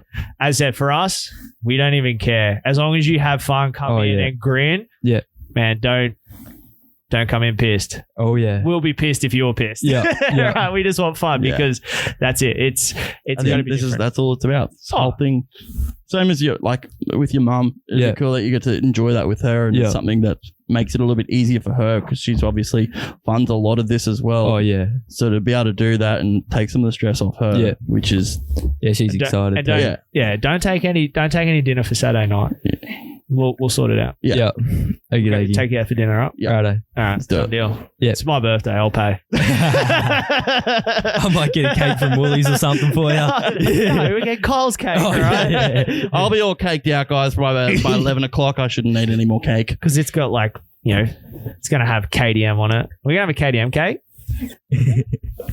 But we're putting the pressure on mum now. Yeah. We don't need to do that. Yeah, no. If we can get if you could organise a KDM for me, Kyle, for my birthday, I don't know if you can make that happen. Actually, no, I'm going to stay green. It's not your birthday. No, but it's a package if deal. You can pull those strings for me with KDM because, you know, you're the next up-and-coming KDM rider. We can be friends. I'm just doing my own deals. You stay out. That's fine. I'll do his deals. I'm like an agent. Same question to you. Sorry. Yes. Same question to you. Sunshine MX Series. Yeah. Next year, would you have more rounds? Would you have less? I'd make it 6. You go 6 and just throw in something different, like a QMP, like you know how they do the nationals and they like combine the natural train, the MX2, and just make it something different like that. Yeah, or the likes of MX Farm where they combine their 2 tracks and it's just something different to the rest. A bit of a mix it up. That's a good idea. I actually like that. Yeah, Mundubra. Well, let's go back to Mundubra. It looked good at that ride day they had out there the other day. Yeah, I seen Dean Ferris was out there today. Yeah. Looked pretty gnarly. Yeah. You got some comments coming through, mate? Yeah, I got a heap, but we're going back up there. I will scroll up. You keep talking. I'll find out where I was. Yeah. Favorite track? Ooh, was a big fan of Kingaroy. Yep. When that track's prepped good, it is insanely fun. It's epic. Yeah, big time. Yeah. Did you like Kingaroy? Because it's pretty similar to Toowoomba, just no big hills. Yeah. Do you like the hills more or less? Probably more. More? Yeah. If you're game, you get so fast at Toowoomba. Oh yeah. But if you're scared of those hills, went there once on an 85 and it was insane. Scary, eh? Oh yeah, big time. Scary sometimes when you go there. I used to hate it. Yeah. I used to hate it. And then I fell in love with it when I got older. Yeah. But trust me, when you tackle, you know the big berm at the bottom of Matterhorn? Yeah. Don't tackle that with your face. Ooh. Hurts. I did it, right? I'll give you a hot tip. Don't do it. You try doing the track in a tractor. Yeah, mate. I've done more laps on the tractor than I have on the bike. Yeah, trust me, that wall doesn't move when you hit it. Not with your head, it wouldn't. I tried. Okay. You got the crowd laughing in the background. Good job, Nick. I'm good for it, mate. I'm class clown. Let's go to some comments here. Luke Hugh, shout out to me finally meeting Nick from Australia. I met a celebrity. My life is complete. He was. Luke is It's all right, Luke. Listen, actually, Luke, I apologise. I didn't get down to see you with some stickers. But if you go to Coolum, come to Coolum on the weekend, find us. We should have stickers up there available for you. And we might have some cool giveaway stuff too we'll hook you up with. But it was good to meet you, Luke, finally. So thank you, mate. Luke. I have met Luke before. Yep. Kelly Turner, legend. Daniel Young, check your inbox, guys. Got a couple more photos of Corey Chook. I did show Corey before we were on the phone just before. There's a couple more there. Yeah, it keeps getting worse. It's good. Hey, it's not bad. We like it. Darren Price, Beaton's program is the real deal. There are plenty of people wanting to join, Trent. Yes. I was going to ask him that, but you know that program is going to be pretty packed. Oh, Ross is one dude too, and he's a lesser situation of what he is as a trainer. And dude, it's a lot. Is this where you tell us about the SEQ trainers? No. Okay. It's a lot if you got a great program like he does to have those many riders. The proof's in the results. Misty Lee, James, smashing it, Kyle. Well done, mate. Keep it up. Brett Jewell, the chickens, replying to Daniel Jewell with Brett. Hey, Dan, it's Eddie Jewell. Okay, I think I'm getting a conversation here. Josh Harvey, always so proud of you, Kyle. Another one from Carly Rob Migley, I think it is. Anya Doogie. Is it Doogie? Dougie? Can you see that? Dougie? Okay. Nickname? Okay, cool. See, we get all these ones. I hope I say it right. So, Mitch Thorne, best interview so far with you guys. Well, have done. Congratulations. Anthony Rutledge, Clout, Hunter, Jed. It's a great team. It's a great team, but there is about a 0.11.2% chance of that ever happening. Yeah, I just don't see them sending anyone from Australia. It's just too much logistically. Not that Luke is not a great asset to the team. Yeah, and look, we spoke about this last week. It's about getting support to these guys over there. Yeah. And with the situation we got here and what's going on here, it's not possible and it's not fair on him. Nah, and it's going to run into the season. So OJ Maguire, I back that, Nick. See? He thinks we've got a good chance. Yeah, I'll share my $100 with OJ. It's a scary bet, though. Anthony Rutledge, you think with Nick being Team 17, he'd be able to call Burner and find out the team? Hey, I told you what I know, and that come from Burner. So, Carrie Richard, good on you, Kyle, looking sharp. Jessica Lee Mayer, the hot voice over chick. I'll watch it with you, Nick. It's amazing. It's amazing, Trent. What is she watching? I believe it's the movie. That movie we were talking about just before. She hasn't watched it. Might be something else. Anyway. Hey, I'll watch it with your wife. It's fine. Yeah, we know. Quite okay with that. Darren Mayer. There will be plenty of us there to help you along the way, Corey. And there was another one from Darren Mayer. I have organised passes for Corey and his mum for the series as well. Do you know about that? Yeah. Okay, cool. Awesome. Anthony Rutledge, Crossing the Line is an old school real movie. Have you heard of that? Crossing the Line. No. I haven't. I'll have to Google that. I have to look at it. Yeah, I'll Google that. Look it up. But yeah, that's pretty much what we've got there at the moment. That's it. What about some topics? Bit more. Look at that. I scroll down again. Go, Kyle. How awesome. This dude has got some hype. Hasn't he? You got some fans. You got more fans than me and him. That's not hard for him. But me, I got 3. When you shred like Kyle, you bring in the fans. You got some other topics there, Nick. We had some awesome ones. Again, we're picking the best topic. We're gonna let our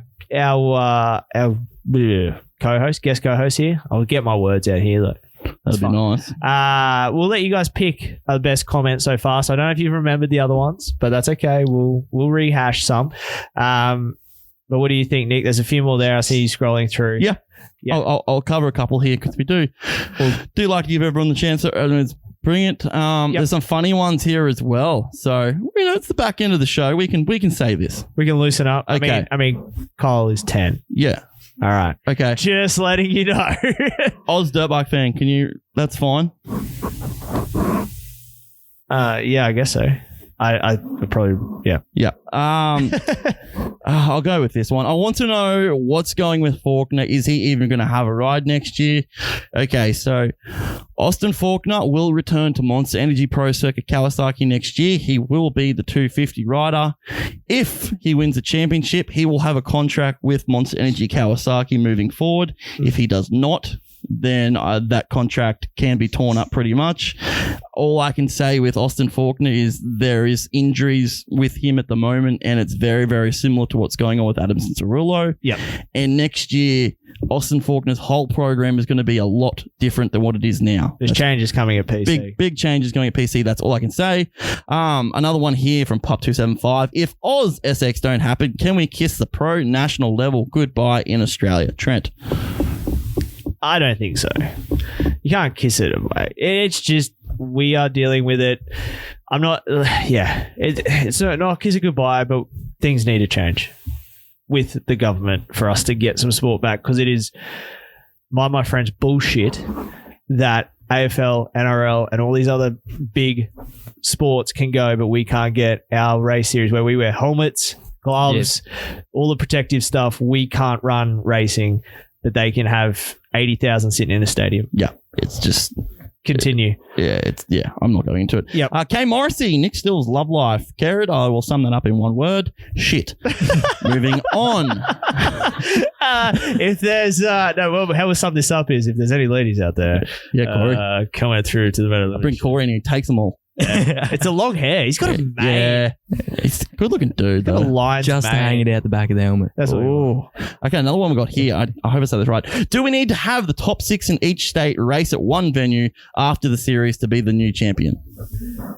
Yeah, got to give everyone a turn, don't you? Yeah, because then it eliminates things happening. Like, ultimately with the championship, the idea is that you got to be consistent. But if you have a bad day, if there's only 6 riders, you're only going to worth 6 points. Where if there's 20 riders and you have a bad day and you get 20th, you're losing a lot more points that changes the championship. You can't have that. I mean, top 6 from each state, that's pretty unfair when Queensland have a big bulk of majority of riders. And Victoria do, but WA's got 1 or 2. Like I mean, it's a good theory.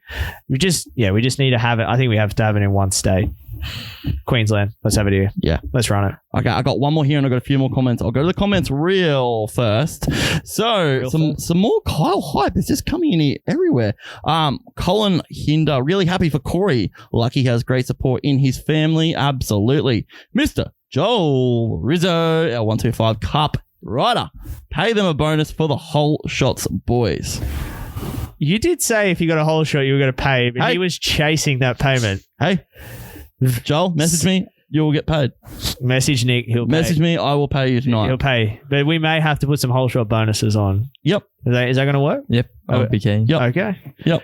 Yes, Joel. Shoot me a message. Joel, shoot me your PayPal. I will get you sorted for the 125 Cup. Let me just say, I don't think Joel has a PayPal. Joel, sort out some way I can get money to you, and you will get paid for your efforts.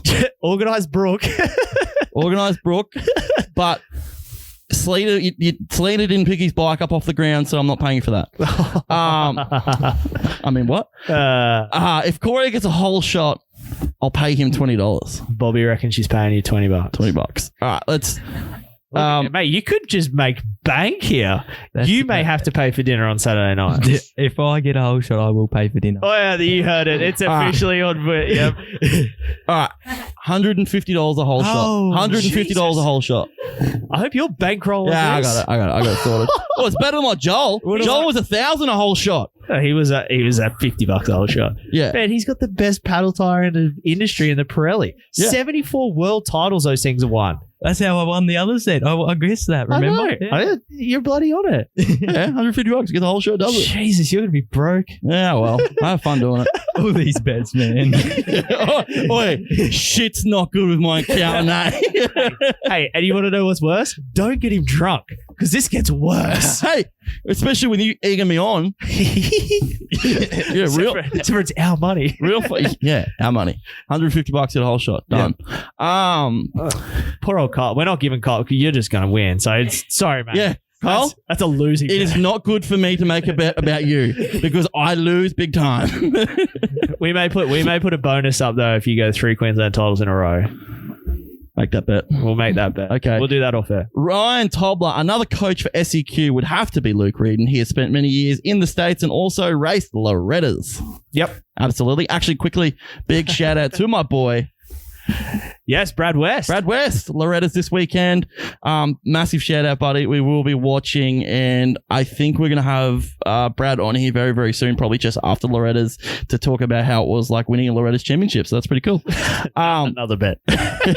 Joel Rizzo, $1,000 a whole shot. Joel, that is not the case. But yeah, let me know and I'll get your money.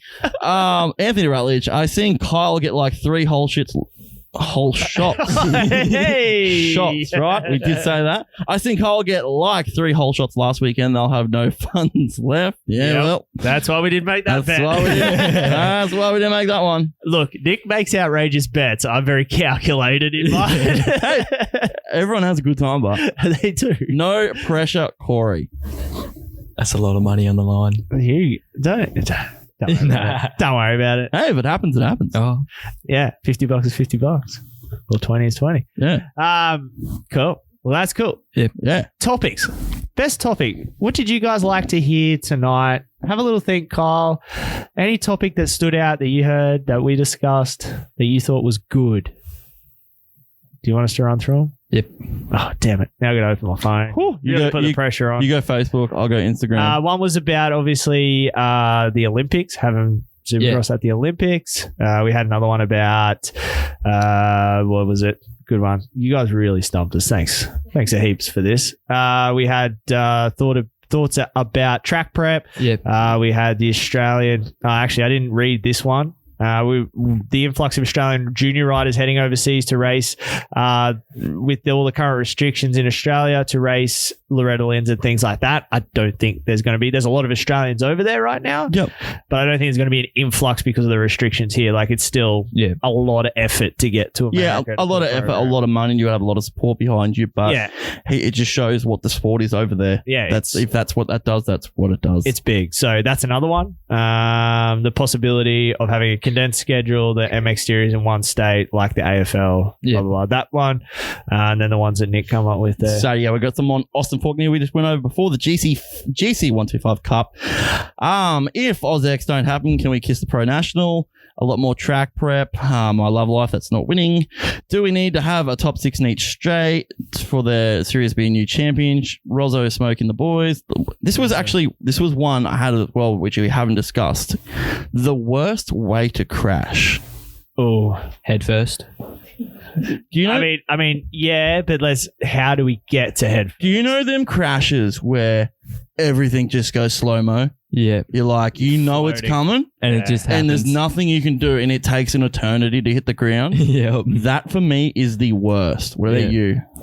High sides. Yeah. Ooh. On hard They back. just come so quickly. Yep. They flick They you. just bite you. But those ones, if they get you right, they're those float through the air moments where you're like, oh, no, this is going to bang. I'm not coming in Monday. Yes. Yes, that one. What about you, Kyle? What do you think? Is that the worst crash? Crashing, yeah. Oh, wait. Over the bars. Over the bars? Oh, OTB. Yeah. OTB. Stepping through the bars would be a pretty scary one. I have personally not done that, but I would imagine that'd have to be pretty scary. I'm kind of with you guys. Yep. That float one, when you know it's coming, but I mean, I think my worst ones have been the ones that have been so quick. You just you don't know what hit you. Yeah, because the slow ones, I feel like you can kind of start tucking and brace, and but the ones where you just go bang, and you're just that's where the ground is. Those ones are, i.e. my Toowoomba crash. It happened like that, and I was like, next minute I just was coming to with stars and ringing ears, and it was epic. Yeah, so don't do it. But I think those real fast ones that just get you, and you're not even prepared for them. Dude, I'll pick it knocked out any day of the week. I don't want to remember it. I don't want to feel it. Dude, I just want to wake up and go, this happened again. I blacked out once. I've never been knocked out. Really? No. I have.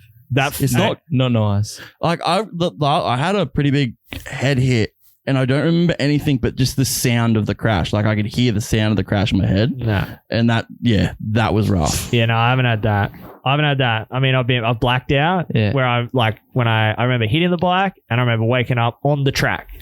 So only the crash I don't remember. Yeah. But I remember everything right up to the point and everything as soon as my eyes opened, but never. I've had a hangover that was very similar. Yeah, same. Well, I have had that too.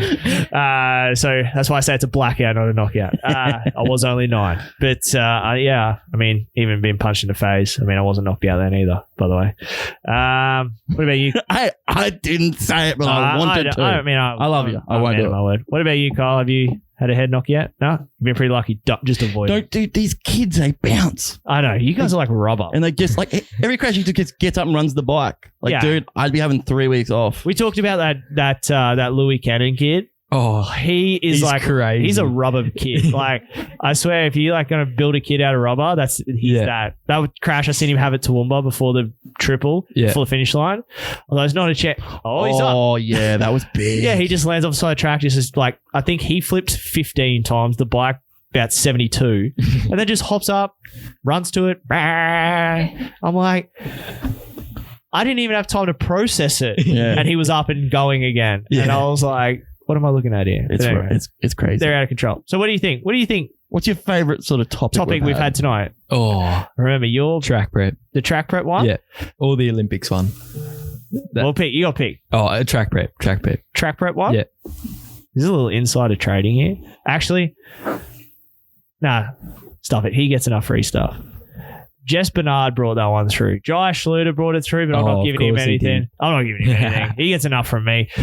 Jess Bernard, though, she was shredding on her 125. I was literally just about to say that. It looked really, really good. She's killing it, dude. Yeah, shout out to Nathan Bernard too. He's a listener of the show. He commented through. He had a digger. His face was beat up. Like he hit his head that hard. His face looked like he'd been in a boxing match. So shout out to him for continuing with the day. But yeah, Jess was killing it on her little 125 out there at Gold Coast Motocross Club. So she's going to win. What are we going to give her, Nick? Let's give her the chain. Let's give her the chain. So she's going to win an MXZ4 chain. She gets to choose what color. You get gold, or you can get blue, or you can get... Oh, we've just had a malfunction with the chair in studio, Nick, too. And a red. Chair just broke. Great stuff there. Great quality product we have here at the Moto Limited Show. So, yeah, gold, blue, or red. Send us through your preference, Jess, and also your details, even though we probably got Nathan's, but just send them through again. Yep. We'll get you out an MXZ4 chain 520. Thanks to the guys at Link International and RK. What about you, Kyle? What was your favorite topic tonight, do you think? Olympics. The Olympics. Good. Like that. Who had the Olympics one? It was... I think that's Facebook. Yeah, it was. Yep. Jamin Leask.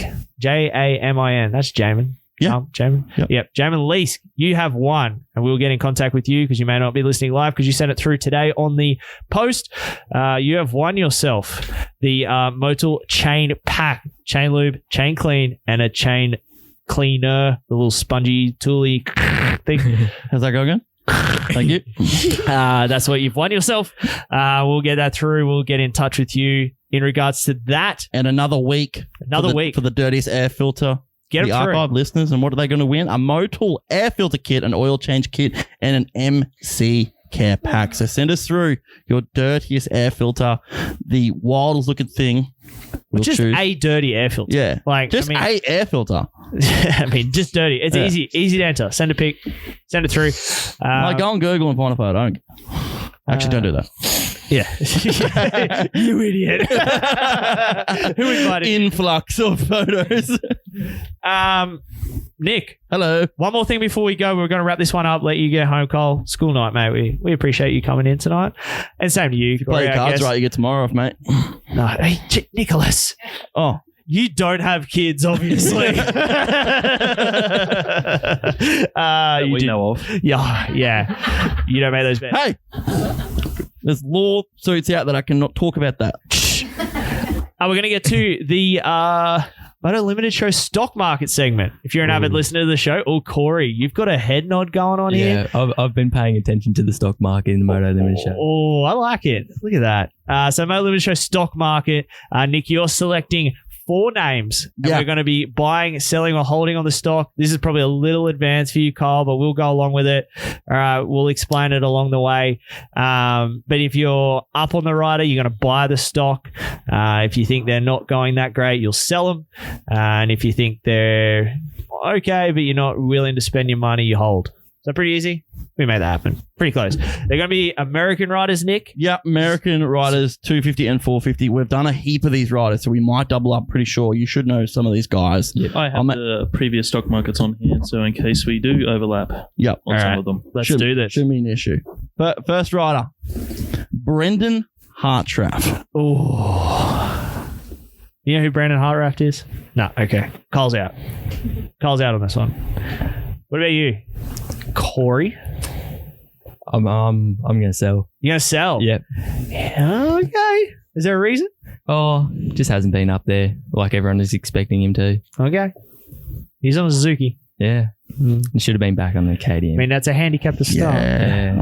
He was good when he was on that Red Bull bike. Yeah. When he was doing that 2-stroke thing. He should be on a 450 though. Oh, yes. But just not yeah. a yellow one. Yes. Wiz.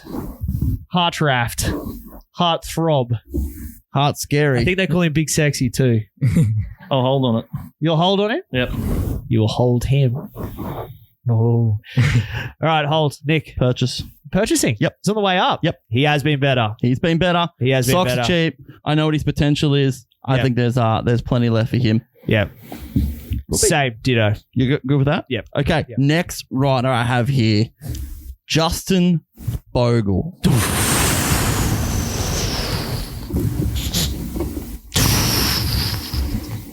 Just sound effects. Okay. Thank you. I'm just offering sound effects. Corey, what do you think? I'm gonna have to hold. Hold on Bogle. Yeah. Yeah. He's just no inconsistency. It's rough at the moment. He's insane on a bike, but just can't put 2 and 2 together. Millville gets a start, leads up front. Yeah. And dropped anchor Big time. at 15. Yeah. Yeah. Wiz. He had a couple good start at Millville, decent He's always start been good on his starts. Can't pull him. At Washougal. Yeah. But again, he hasn't got the fitness. As soon as he got to 15-minute mark, he just dropped anchor and where we go. Yeah. So holding on him. Hold. Sell. Yeah. I'm selling. Too many head hits. These that team. I don't know what's going on with that team. Yeah. Not going near that. What about you? Yeah, I'm out. Yep. Yep. Okay. Next rider. Making this easy. 250 class. Dylan Schwartz. Oh, yeah. Well, I'll go first. I'm buying. Yeah. Dude, to be doing what he's doing on the Suzuki. I know I'm bagging on Suzuki, but I have a good reason. Yeah. I rode one of those things. The new ones. Yeah. And it was not great. Not good? Not good at all. All right. So it is. Well, we're not getting a Suzuki contract anytime soon. I don't think Suzuki are doing anything with anybody. Let's be honest. Definitely not us. Not us. They don't bleed green unless there's an orange one. Yeah, I'm buying. It's cool. I like it. Yeah, he's good. Yep. He's good. I'm buying. He rode really good this weekend. I'll buy in too. Buy in? Yep. No, we're all buying then. Yeah, all in. Do you know who Dylan Schwartz is? All right. We're going to have to do some research with you. I'm going to teach you some stuff. I like it. I like teaching. Do you? Yeah, I actually, one of my things was I would like to be a teacher. Really? Yeah. Remember I was a coach for a long time. Were you one of those SEQ coaches? One of 3? Yes, Nick. Not on that new list. Oh, okay. But yes. That's why I'm very passionate about that. Continue.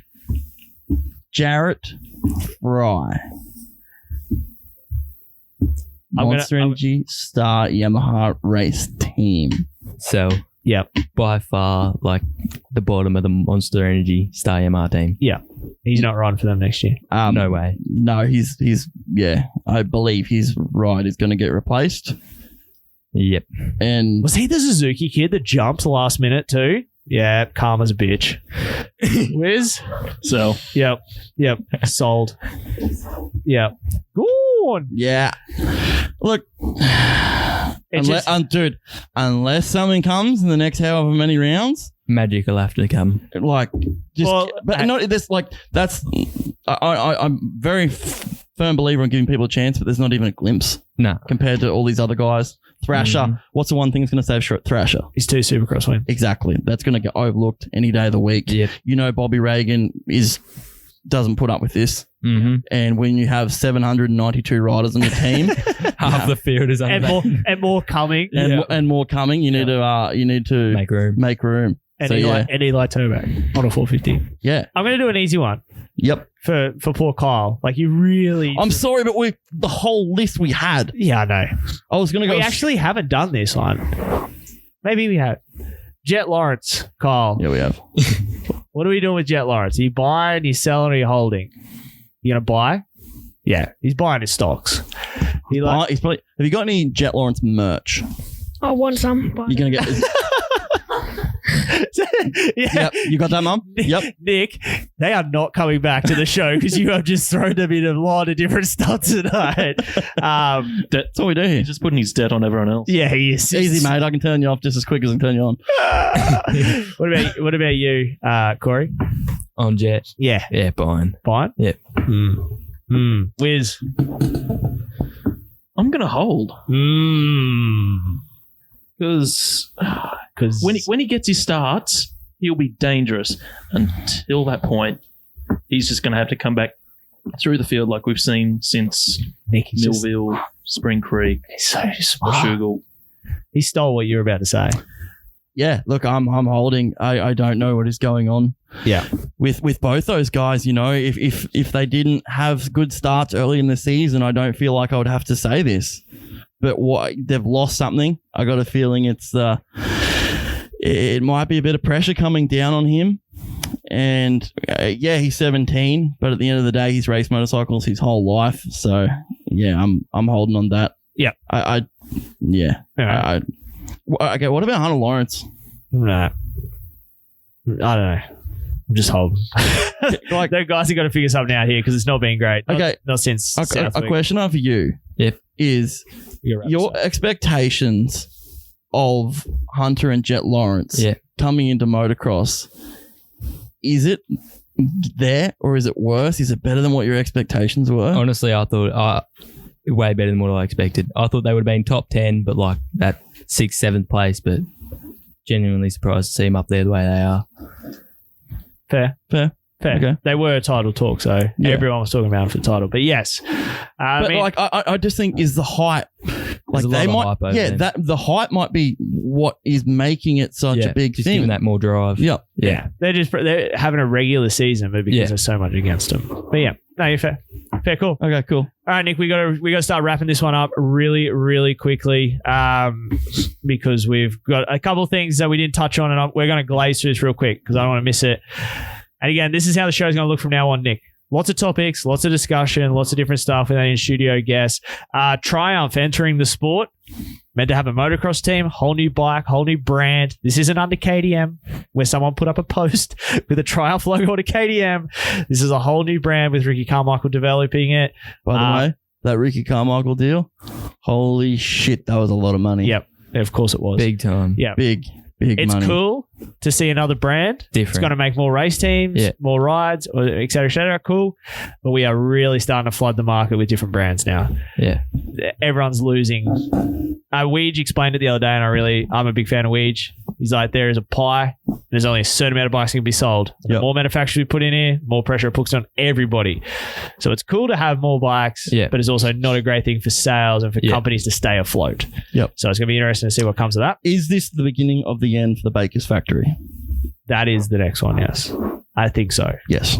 I think so. Well, yes and no, because there's a whole other group of people that want what Cooper Webb has. It really comes back to whether this it comes back to Rockstar Husky and the KTM group, whether they renew their contract with the Baker's factory. The biggest surprise for me is Cooper obviously going to 83 compound. Mosman's also heading back into California, dude. There's not many people hanging out. It's probably just going to be Marv. Poor old Marv. Marvin and Hampshire. Yep. But ultimately, what that does is the big decision, and also the thing that's come out during the week. So Cooper Webb's going to Paris to do Paris Supercross. When you ride for Alden in Alden's program, you don't do any overseas racing. Cooper Webb is doing Paris first thing he's done being out of that program. Yeah, out of the bubble. He's going to go do some cool stuff. I call it now. He don't go. Why? Just stamp that. He don't go. Nick knows a lot of stuff. He doesn't say much. Yeah. All right. Get that on you. All right. So a couple of topics there, but as we said, I hope you guys enjoyed this. This is a new way that we're going to do this. We have a lot of discussion points, keeping it a little bit lighter. We're not going to do our breakdowns, Nick. As said, we are going to start doing the race recap pod. We actually started it last night. And I don't want to talk about it. We had technical difficulties. Because you didn't have the whiz on. The whiz was... No, it's because the whiz led us to a program that doesn't friggin' work. Anyway. It's because you operated it, mate. Operator error. That could be it, actually. But Nick... Could be onto something. We can't do the Moto Limited show without which partners? Street Race Solutions. Yes. Ride Tribe Designs, Hyperlyfe Clothing Co., National Luna, KTR, Arcade Chains and Sprockets, Queensland Bike and Four-Wheel Drive, MPE Suspension, and Moto Oils Trent. That's right. If you want to deal with any of our partners, hit us up, motolimited@gmail.com, or slide into the DMs on Facebook or Instagram. We're happy to help you out, point you in the right direction with any support from any of our riders. We want to thank Ross Beaton for coming on tonight from Beatons Pro Formula. Dude, I can't wait to sit down and just... I'm looking forward to listening to it. Yeah. Very, very knowledgeable guy. And it'll be a long one. I hope you guys like to strap yourselves in for a long one because I feel like we're going to go deep. But I'd like to thank Ross for coming on tonight, giving us the insight. Kyle, thank you. Did you have fun? Yep. You want to do it again? Another time? Cool. First one's always the harder one. Next one, you'll run the show here. You can take Nick's seat. Yeah. doesn't. How good are your shoulders? You got to carry this guy. Oh, come on. But we'll see you Saturday for some cake. Yeah. And a big happy birthday for Wednesday, mate. Yeah. Massive happy birthday. Yeah. Good job, mate. Good job this year, and hopefully we see more of it. Thank you for coming on. Corey. Yes. Did you have fun? Oh, time of my life. Fun's just beginning, mate. Yeah. Yeah. You don't know this yet, but you also do have to come back probably another time or so. I'd be keen, don't you worry. Especially to break all this stuff down, especially next weekend. We're getting on it. So, as you said, hopefully you have a good time. Yep. We appreciate you, entering. Yeah. As I said, entering the stuff. We're here to give this stuff away. All the people are going to do is enter. And as we said, we try and give it out to people who are deserving. Thank you very much. Everyone's deserving, though. Yeah. It was hard. It was a tough decision. But, man, congratulations again. Thank you very much. Let's get it done. Let's have some fun. Have a good time. Okie dokie. Have a beer. Did you say have a beer? I said okie dokie. Oh, no okay. beers. No beers. Because I'll have a beer. We'll have a few. I'm pretty sure he did say have a beer. Yeah, he did. He did. Okay, cool. Yeah, no, appreciate it. Especially with his whole shot money, he's going to have to. Yeah, look, that's fine. Nick has to pay for it. No, appreciate it. Yep. Appreciate you guys coming in. I like to thank your families for bringing you guys in as well. Yep. It's a big effort. It's late now. And as I said, we appreciate everyone that comes in the studio here and spends the time with us, Nick. Yep. Makes it fun. Absolutely. Wiz. What's up? Thank you. There's a lot going on tonight. Thank you for putting your services out for this weekend too. Yeah. We appreciate that. Yeah, off in commercial break. You're going to get used to Wiz's face because he's filming you. Yep. Because Nick and I are busy. Yeah. And then I did throw Mum under the bus last week. Mum's also looking after my children. Yeah. So now we've recruited Wiz. All right. Yeah. So, but if shit goes down, let me know. I'll be down there. We'll sort it out. We'll sort it out. Yeah. If you need us, don't worry about commentating. Yeah. No one even I got you sorted. No one listens to us anyway. He'll forget the names anyway.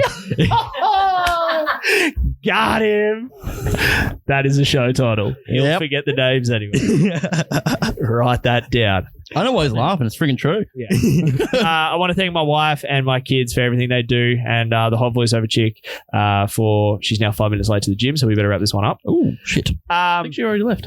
She probably did. Yeah. Okay. Good. Thanks. She's left. Overtime. Yep. Nah. Nick. Hey. Thank you as always, my friend. No whackers, mate. Let's do it this weekend. Let's have some fun. Let me hanging. We're doing it. We got the YouTube video of the 125 Cup is coming up too, Nick. How'd you go with that, by the way? Oh, big night still there at all. I appreciate the hustle, buddy. I appreciate it. I can do the show and I can do that. And I do need some tech tips on making it easier for myself. But anyway, I'll figure it out. But that's coming up. Yeah. Again, if you haven't watched already, go and check out the Brock Sleater interview. It is on YouTube. I'm going to listen to it on the way home. Having a chat to him about his, his injury and everything that is. And we'll be at Coolum on the weekend. Come and say hi. We've got plenty of giveaways. We're going to have the track. Corey's going to be giving them out for us. Stickers. The Ride Tribe guys are bringing up some stuff. Pirelli Motul, they're all bringing out stuff as well. So come and check it out. The Moto Limited Show tent will be front and center there. We'll be there having a good time. I think that's it, Nick. Show 50. Let's do it. That's it. Done. 51 next week. Whew. After that, week off. And we got... Dude, this week off thing just works out busier. Yeah, I know. I'm kind of looking forward to it, but I'm kind of not because we do decide to do lots more stuff. But the one thing, Nick, next month, start of a new month. Yep. We have some big giveaways coming next month. Wiz is going to have to be just... Oh, yeah. Fully, all week. Yeah. Sorry, Wiz, you've just had more thrown on your plate. You don't know about this one yet. Oh, great. And like when he told me about it, he's just like, can we do it? I was like, yeah, Wiz will do it. Yeah, Wiz will do it. So he's like, but that's everything. I was like, yeah, Wiz will do it. So next month, we are giving away another set of TCX Compivo 2 boots. We gave a set out. I've got a red set. They're in studio. The guys can see them up there. They are freaking sick in person. The pictures did not do them justice. Those things are absolutely insane. We're giving a set of boots away. We're also, Nick, giving away a set of plastics from Polysport. Yep. And a Ride Tribe sticker kit on those plastics. Yep. To a listener. All they have to do, Nick, is what? Share. Just share. Now, thing. When we were talking about it last night, it really, really helps us if your Facebook security settings, once you share something, not 90% of the time, 100% of the time we can see who shared it. It'll come up as a number, won't come up with your name. So if your Facebook settings don't do that, if you can literally just type in there shared in the comment, it makes it a lot easier for us. If not, when I say us, it makes it a lot easier for Wiz. Anything we put up, share it, you will go in the draw. And hey, we might even just add things to it during the month. We seem to do that a lot here. Yeah, so it'd be it's a shared contest, but it's not the live show like it's been. It's absolutely anything. Any post gets you an entry. So you could have, by the end of the month, dude, we're putting up like 5 or 6 posts a day. Yep. You could have like 300 entries into this thing. All right. But we are trying to give you the maximum opportunity. If you're an archive listener, you're a live show listener, any listener of the show. If you just stumble across it on Facebook, you could win something. Thanks to the guys at Link International and Ride Tribe. TCX boots, that's one giveaway. And then the other giveaway is going to be a set of plastics and a sticker kit. A fresh looking sticker kit. 2 of them. 2 prizes. Winner to each prize. Yep. So check it out. So that's what we got coming next month. That's huge. So you guys get a head start on that. That won't start until the calendar clicks over to August. So don't start sharing. I mean, you can share stuff now, not getting in the draw. It starts as of the first show in August, which will be next Monday. Being Sunday is the first. Monday will be the second. So that'll be the start of the month. Yep. We're on. Other than that, Nick, we're done. We're out of here. That's a wrap. This has been show 50. Thank you for listening, everybody. But from Nick and myself, we'll see you guys next week. Thanks, guys. I said, I'm a fan of the show. What you guys got going on is awesome. And whoever's listening out there, you better keep freaking watching these guys because they're doing some cool stuff, man. So